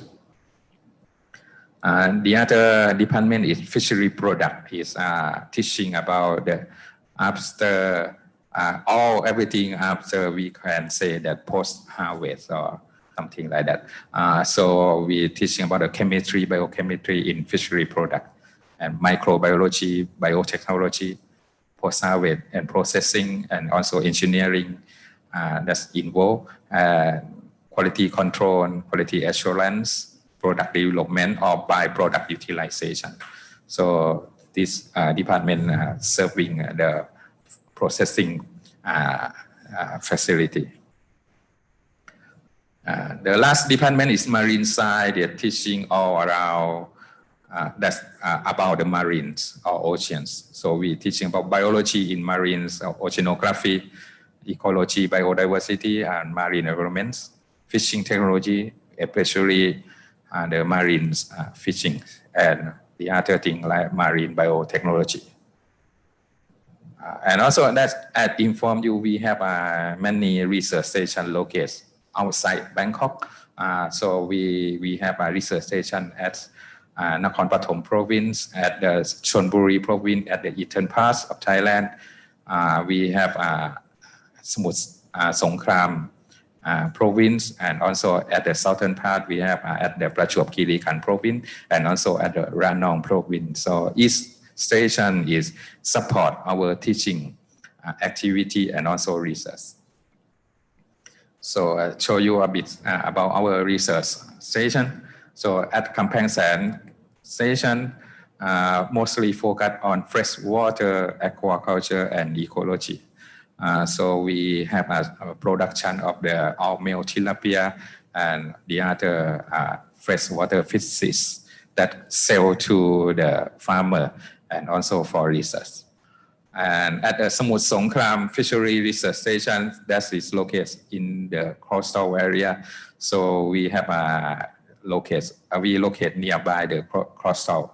So the mainly focus on the coastal ecology, mangrove, sea bass, muskrat culture, and plankton culture for coastal aquaculture. At the Krong Wan Fishery Station, we also focus on crab culture and some kind of fish culture in the southern parts of Thailand. We have a blue swimming crab. We produce the phytoplankton and zooplankton culture, and also we have some research in fishing gear. At the Sriracha Fishery Station is located nearby the sea at the eastern part. So we have green mussels research, and we produce at production. We produce the sea anemone and the other phytoplankton and marine planktons to sell to the farmer.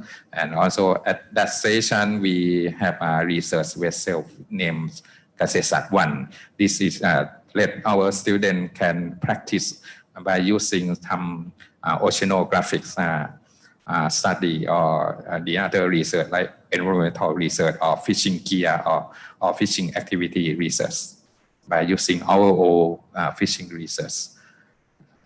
And at the Andaman stations, at the southern station of the faculty, so located at the Andaman side. So we have some research in marine science, aquaculture, biology, and diversity. This is just the information briefly about our faculty. When focused to the study program right now, we have many programs provided to students. For the undergraduate program, we provide the Bachelor of Science in Fishery and also Bachelor of Science program in Bioscience and Technology that cooperate with a Faculty of Science.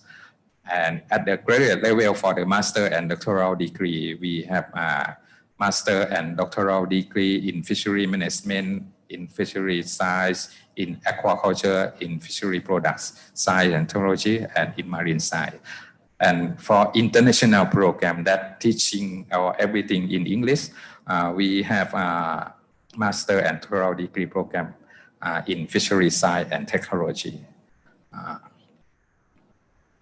So right now we are like to inform you focusing on international program because every student around this region, Southeast Asia region, and also the other regions are welcome to study at Kasesat University in our international program. So we provide two programs. First one, Master of Science in Fishery Science and Technology program. The second one is Doctoral of Philosophy in Fishery Science and Technology program. So a bit more detail, if you have a question, so you can ask me later about that. For master program, so we have a regular 2-year program that require minimum around 36 credits. The program is organized by setting up the coursework to be a 6 module. So students can be select which module they want to focus. The structure of the program can be grouping into plans. First one we call plan A1, that is just only by research. So students who study plan A1, it just focus on the thesis or research. They no have coursework for that grant. For Plan A2, this focusing on the coursework and also research. But the number of credit for the Plan A2 for thesis is lesser than the Plan A1. And the requirements of the admission is students who want to enroll our master program have to graduate bachelor in science or other related field, for example, like agriculture or the other related field like genetic or something like that, or biology, this okay. But mostly students have to finish bachelor degree in science, but in any subject, not only fishery. The other qualification is just follow our graduate school requirement. It is just not much sticks. For Plan A1, that only focus on research. So we focus on thesis, 36 credit. Yeah, and we have only 2 credit for seminar that students have to present in the class or even online, or attend the international or national level conference, so can be compensated to seminar class. For Plan A2, thesis just only 12 credit, but where students have to take course. We have 24 credits for core course, and we have core course like fishery resource food security and research method that fixed for every student. But the other 16 credit student can select by themselves, focusing on their interests. So we call module. So we have 6 module that student can select. First one is aquatic biodiversity and ecology, focusing on the list shown in this slide. It's the name of the coursework that student can be select to study if their thesis or their interest focusing on biodiversity and ecology. The second module is aquatic resource and environment management. So this module is focusing on management the resources. So the course it provides the thing like a management issue and the application like a GIS and remote sensing, or the other like EIA or study or something like that. So focusing on economics, focusing on management issue. Next module is aquaculture technology. So this module is study who interest focusing on aquaculture. So we have several courses, not only in the cultural technique, but also in the planning of the, in the design or in the drug, in the genetic, in the feed technology, in disease, focusing in aquaculture. And the next module is fishing technology. This module is focusing on the issue that involve the fishing. So we study about the fishing populations or stock assessments, or the other apply in oceanography, or deep sea fishery, marine welfare, or the other responsible fishing. The other module is fishery biotechnology.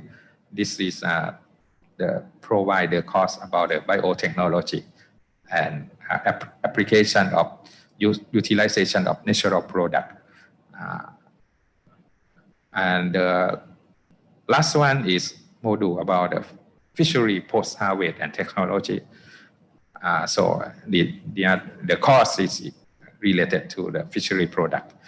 So we have 6 modules that students can select by if the student want to do research. So in related issue, so student can choose that module. So for the doctoral program, that is the other program that we provide in international program right now. So we also have 2 plans. plan A1 is by research and plan A2 by coursework. It's similar to the master program. But the requirement for doctoral program is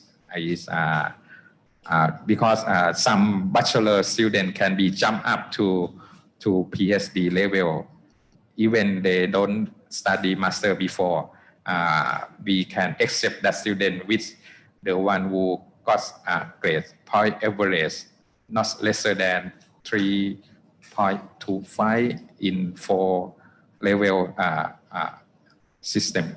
So that means that some very good or excellent bachelor student can join our PhD program with by no need to join master program before, but they can jump up like that. But normal student also can join like as usual. So the qualification of the PhD program is the other thing is very important one is just English score or English test that they have to pass the requirements of the university. And then the course structure is, I think, is similar to the master. It's just the difference is just the number of the credit, and then after that, student can select which plan they want to study, and the plan by research they have to do a bit more bigger. By research is a bit more bigger credit in the thesis, but for coursework, lesser number of the credit in the thesis. Also, we have a module, 6 module that student can select for study at the doctoral level, and the coursework provide for the doctoral student also can be grouping into the 6 module too, but different costs when compared to the master level. So I will go this one quickly. So if anyone want to get this information, so I can send this later, I think, because if talk in detail is spend a lot of time to go to in detail. So, but the very informative one is right now the calendar of academic calendar of the Kasetsat University is adjust to international program like this. So we will have our first semester starting in August and will end at December. And the second semester will start in January and will end at May. So the student who want to enroll to our university have to start to apply before August, because August is the lecture will start. So normally we will inform the student or the one who interested beforehand. And then right now for international program at our faculty, we have many students from many countries right now. So in total right now we have 47 students enroll international program. We have 32 students who join KU OUC program. I will inform you later what is KU OUC program. We have 2 students KU UPM from Malaysia corporation, and we have 8 students for the normal student. So for master student, we have 42 students right now. For PhD, we just have 5 students, 1 for Malaysia and 4 for normal student. And then this is just our example graduate student. It's for PhD program. Dr. Mina Fertini from Indonesia, she just graduated from our program for PhD. And also we have Mr. Lin Yung Wang from Malaysia, and Siti from Malaysia too. They also graduate already from master program. And ongoing student from Myanmar, we have 3 students sent from the Department of Fishery Myanmar to study here under the Thailand scholarship TAICA. scholarship to study here for master. So all of them nearly finished the program. And so as informed that our international program not only provide the regular program, we have some specific special program we call dual degree program. So we cooperate with the other university outside Thailand to operate and attribute the program together. After that, we cooperate in send the student inbound and outbound to study in Kasetsat and also send from Kasetsat to study outside. So we call the first program, specific program we call KU-OUC program. This program is we cooperate with Ocean University of China that's located in Qingdao, China. So our program joined the master degree program in agriculture in College of Fishery and the master program in engineering, the College of Food Science and Engineering, and master degree program in medicine, School of Medicine and Pharmacy. So students who enroll this specific program will earn 2 degrees after graduates. The first degree from Kasetsat, the second degree from OUC. And this program will spend 3 years to study. 1 year in Kasetsat, 2 years in China. And under cooperate with OUC program asks all applicants to apply for scholarship. And after that, the student who have been selected to study will get scholarship from China to support everything during stay in China for 2 years. But during stay in Thailand 1 year, students have to pay by themselves. That means that 1 year the students have to pay by their own. But for 2 years study in China, China support everything. Not only the tuition fee, dormitory, but they also provide allowance for daily, everyday costs. So this is a picture of OUC in China. And then, so right now, as informed you that our program cooperate with 3 programs of China. And so this program involved in not only faculty of fishery, but also graduate school of Kasetsat University and graduate school of China. Graduate School of Ocean University of China also join and cooperate together to let it done. So this show you example that we send the student to China. So right now under this program, not only Thai students join this program, but also we have 2 from Indonesia that's apply to the program. And right now, 2 of Indonesia also got the scholarship to go to China, and right now waiting for the COVID-19 situation. After that, they can go to China. So under this program, it means that not only Thai students can enroll this program to got the scholarship from China. All students from many countries are welcome, not only ASEANs, but the other the other country too. But in the past, we are focusing on our ASEAN country, Myanmar, Vietnam, Malaysia, Indonesia, Cambodia can apply to this program. And if they pass the interview and they apply to the China scholarship and they pass, they can go to China for 2 years. So this is just picture show you our student working in the lab in OUC. And the other program is also a specific program we call KU-UPM. That's it, we cooperate with the University of Putra, Malaysia. And this one is also provide 2 degrees. After student graduates, the student can earn degree from Kasetsat and also the degree from UPM. And the program that joined this one is Faculty of Veterinary Medicine. of the UPM. So this is a picture of UPM, and then this is a degree that joy only not only master but also doctoral program can join this program. But for OUC, KU just only master degree. But for KU UPM, master and PhD program can join.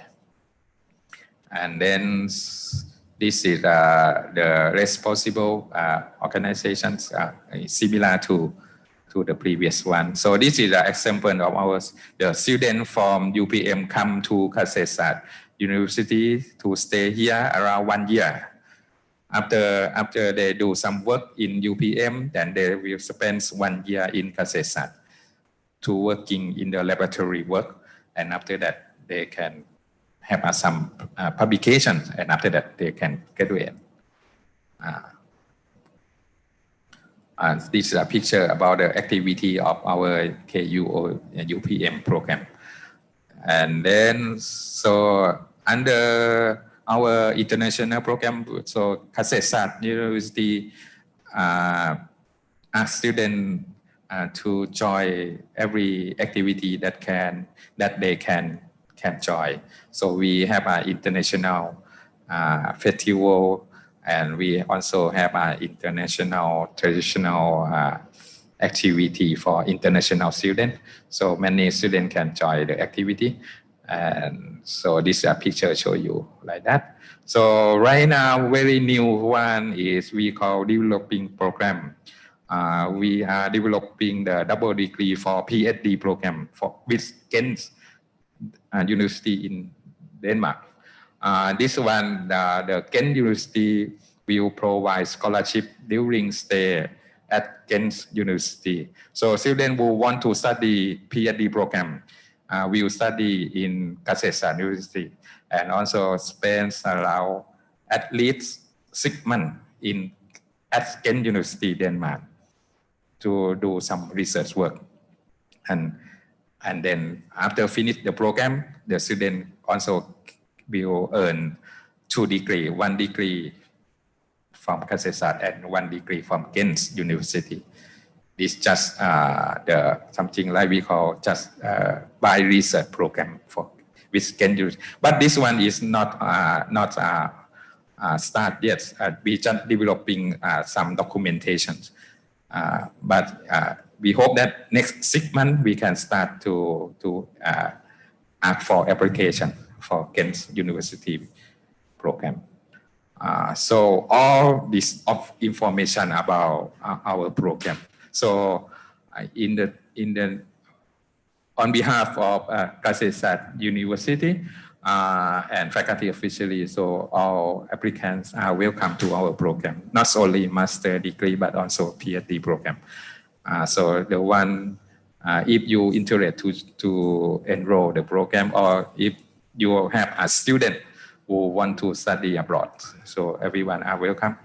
So if you have some question about scholarship or some questions, so all questions are welcome. Thank you.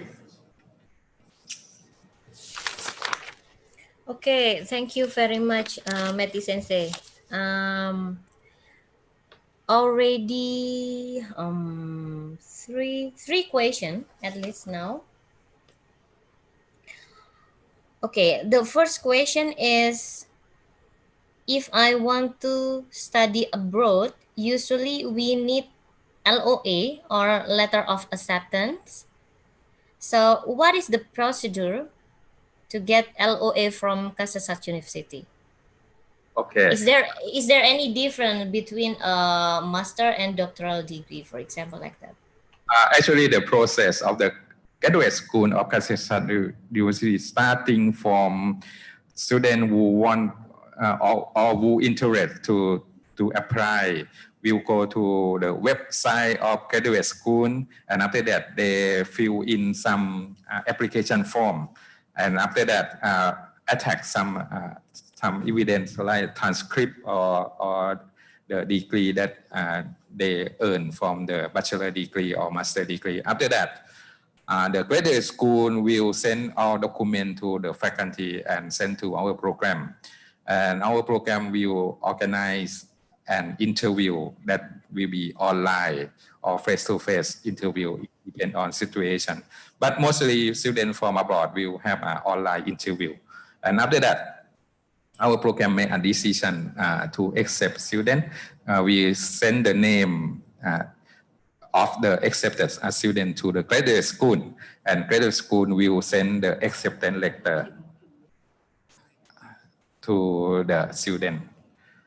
So it not take much time and it's not difficult for the acceptance letter, because normally for the interview it's not much different. We just focusing on the research topic and who will be the advisor, something like that. So if you or the student who interested to come have some idea about the research already, and then searching some information about the professor from the internet website of Kasetsart University, so they can find some information, and after that we can have some possible that can be accepted or not.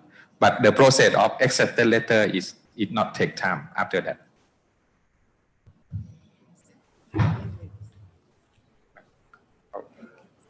Okay, thank you very much for the answer. And okay, you said something about the semester. Can we choose the time of intake? So for example, semester 1 or semester 2, or it should be from semester 1 It from depends on. August.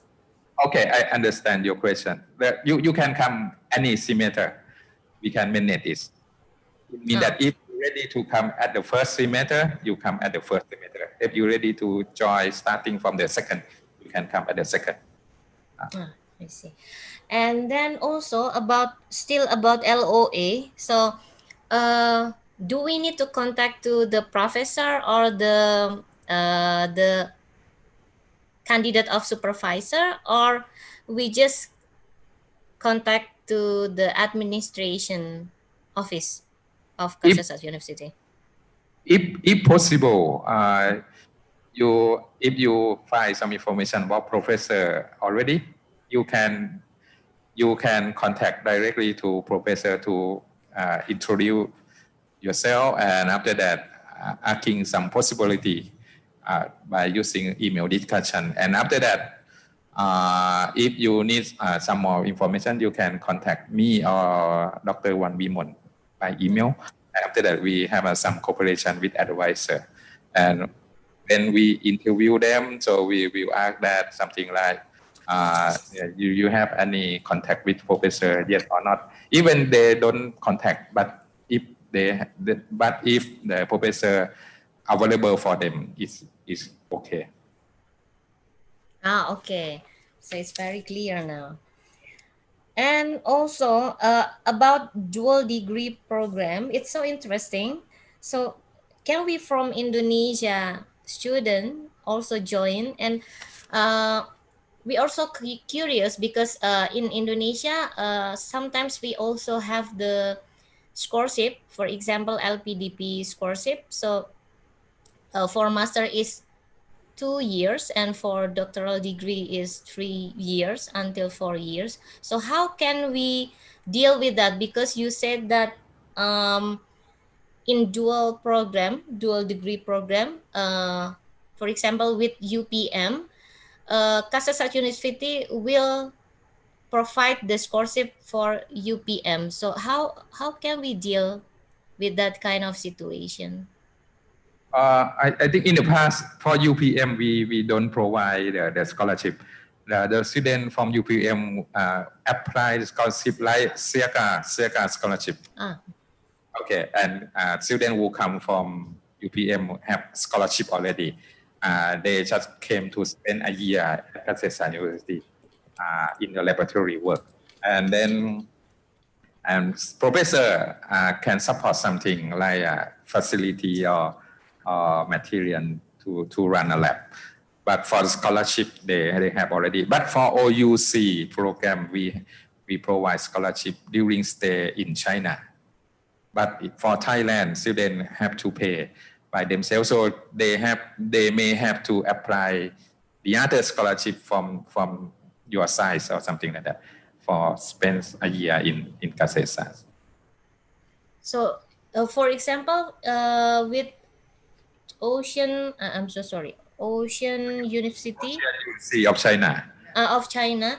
So you said that we need to live there for 2 years. So in total, the study year is 3 years, right, for master?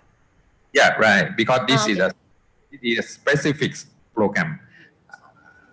But you just spend 3 years, but you can get 2 degrees. It's okay for students. So many students apply to this program every year. More than 30 students apply every year. So many outside African students, Indian, Bangladesh, many countries from Africa want to study the program, and also from Indonesia, Philippines, Malaysia, Cambodia apply to this program. But in the past, we just the one who passed the interview just from Indonesia. Okay. So maybe, is there any question? Maybe live question? Okay. Here I have Dr. Wan Wimon. Okay. She working very closely with our program.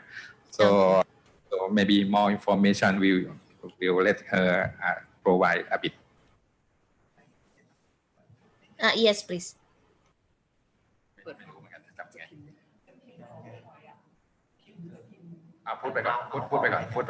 Hi, I'm Dr. Wan Mimon Hybrid. You can call me Dr. Ann. I am Dr. Meti, coordinator of the international program. So I would like to show you the website. The website of graduate school. If anyone would like to apply for the master degree or PhD degree, you can go to this website. The website of graduate school. Okay, Dr. BT try to show you the website. So normally, so far Kasesa University made the new regulations. We have very good news that if anyone would like to apply to study in KU, especially for master and PhD, you can apply all the time. We don't have the deadline for apply. You just fill out the form, and every form you can search in the website in English version. So far, we don't have the deadline for application. You apply all the time, but you just select which semester that you would like to study. That's all. Okay. You see our website. Okay. You can go to Graduate School of Kasesa University and you read for more the detail in English versions. If you would like to apply, you can click on application. You're gonna see our program XB07. XB07. Yeah. You name special. Yeah, special. Show you.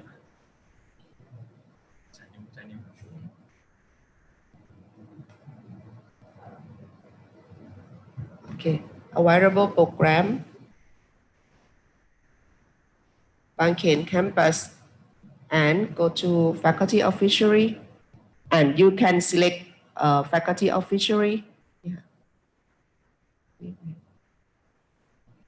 Okay, and our program is XB07, Fishery Science and Technology International Program, and you can download for any information.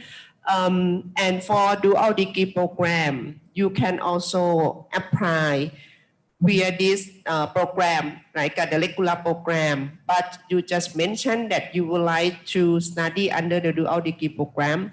Normally, for the dual degree program, we will make announcement around in December and have interview in March next year. We're gonna do special interview for the dual degree program with the professor from OUC and made announcement for students who gonna get scholarship about in May and start to study in August or September.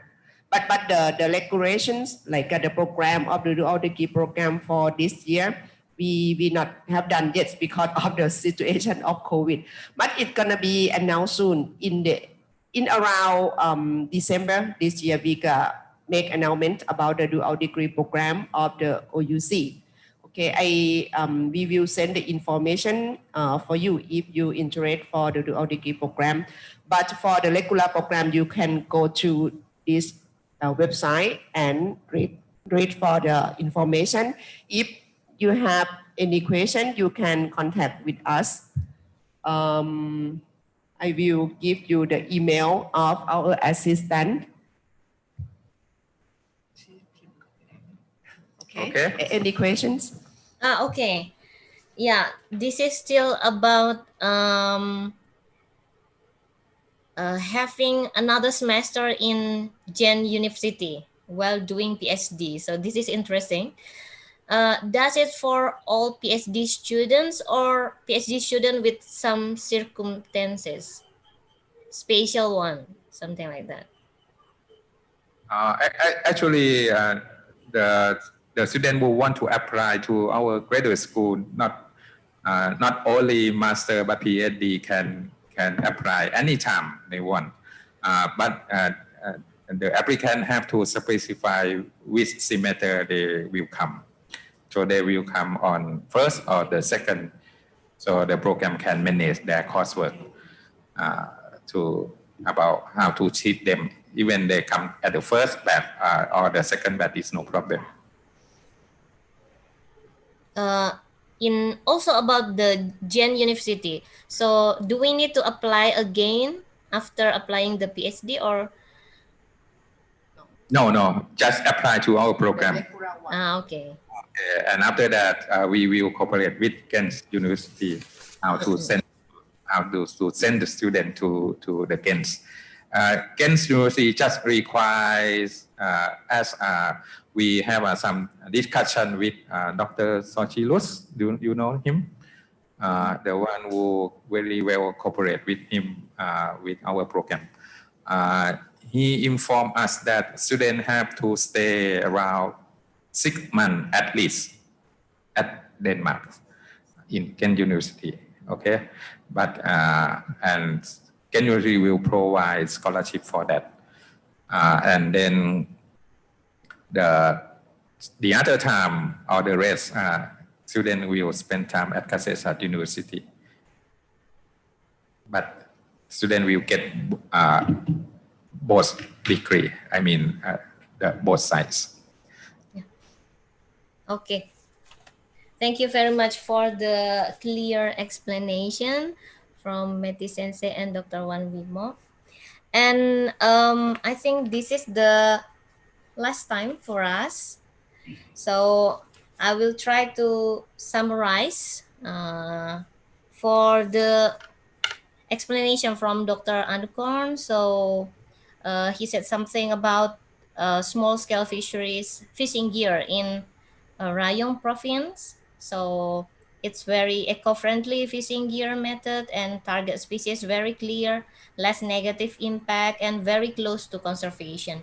And also for Ibu Wahida is interesting because cluster analysis also can be a method to manage small-scale fisheries. And also for the last speakers, Meti Sensei and Dr. Wan Wimom Clyde Pradit, they said something very beneficial for us It's about postgraduate study in Kasosat University. So you can access that in website grad.ku.ac.th. So the website also available in English. And we also give some information about Kasosat University after these lectures later. So Kopunka, thank you very much for 4 speakers. First is Dr. Anukorn Boson, Ibu Wahida Kartikasari, Meti Sensei, and Dr. Wan Wimon Klai Pradit. Thank you for sharing your lectures. I believe this is very beneficial for us in the near future. We also hope that there will be a follow-up program for this activity. Also, thank you for all participants of this lectures series. Please accept my apology if there's any mistake we made during these lectures. Due to the time limitation, I will give back the time to Oksana. Thank you very much. Okay, thank you so much, Mrs. Lady. Also, thank you so much to Mr. Anukorn, Mrs. Wahida, Dr. Messi, and Mrs. Wan for the very interesting lecture. Okay, now we will be hearing some closing statement of 3-in-1 program by Head of Department, Dr. Engineer Abu Bakar, SPIMT.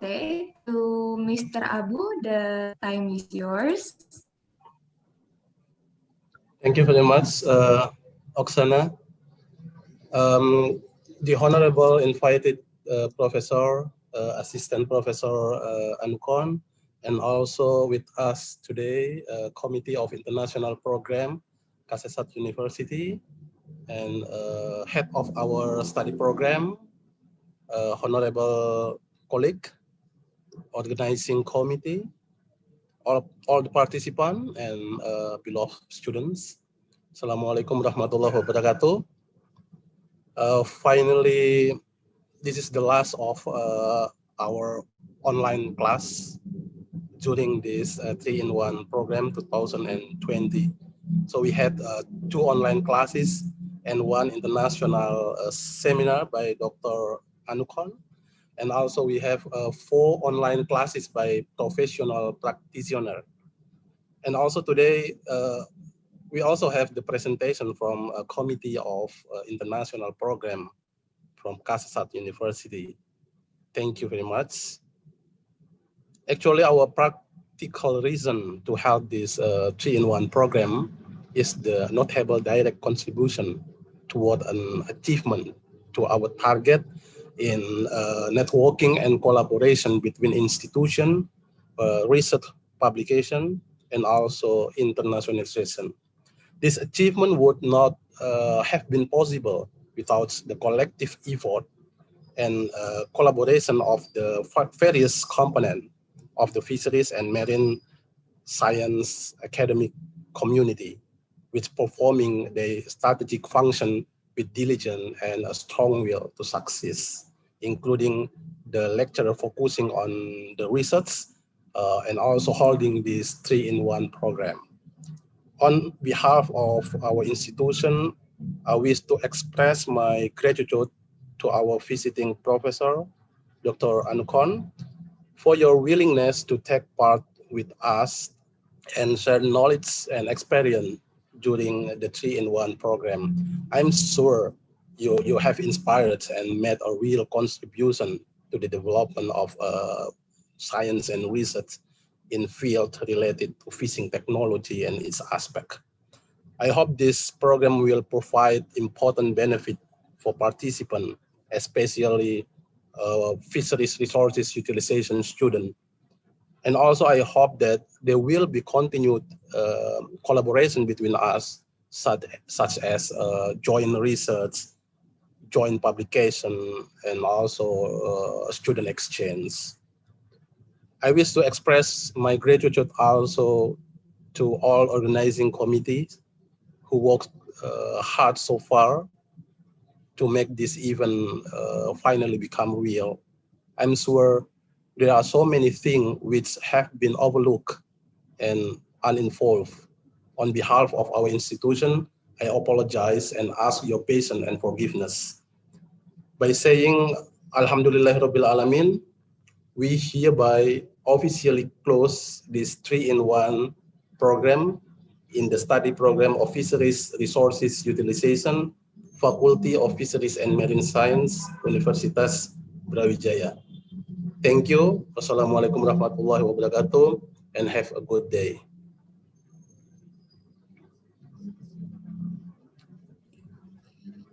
Thank you so much, Mr. Abu, for the closing statement.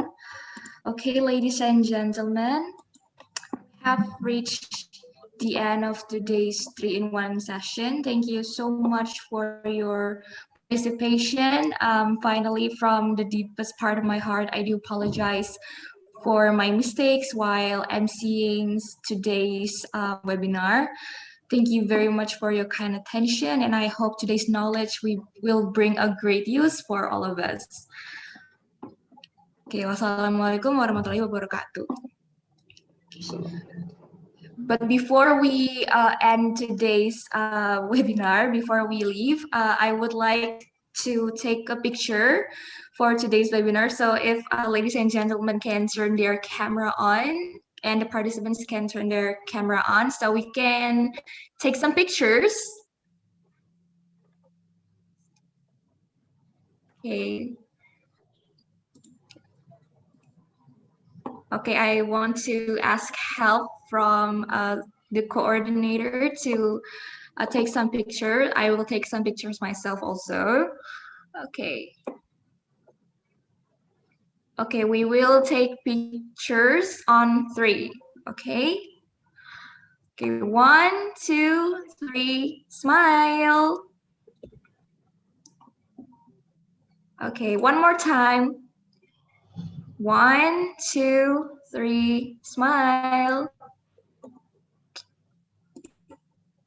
Okay. Thank you so much for today's participations. Thank you so much, all the lecturers and all the participants.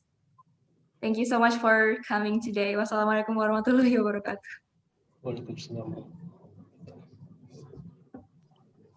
Thank you, Dr. Anukon. Thank you, Dr. Meti. Thank you, everybody. Yeah, thank you, Pak Fuad, particularly Pak Fuad and Faculty of Fisheries and Marine Science, and thank you everybody. Thank for your you. good arrangement. Okay. Terima kasih. Okay. Bye all.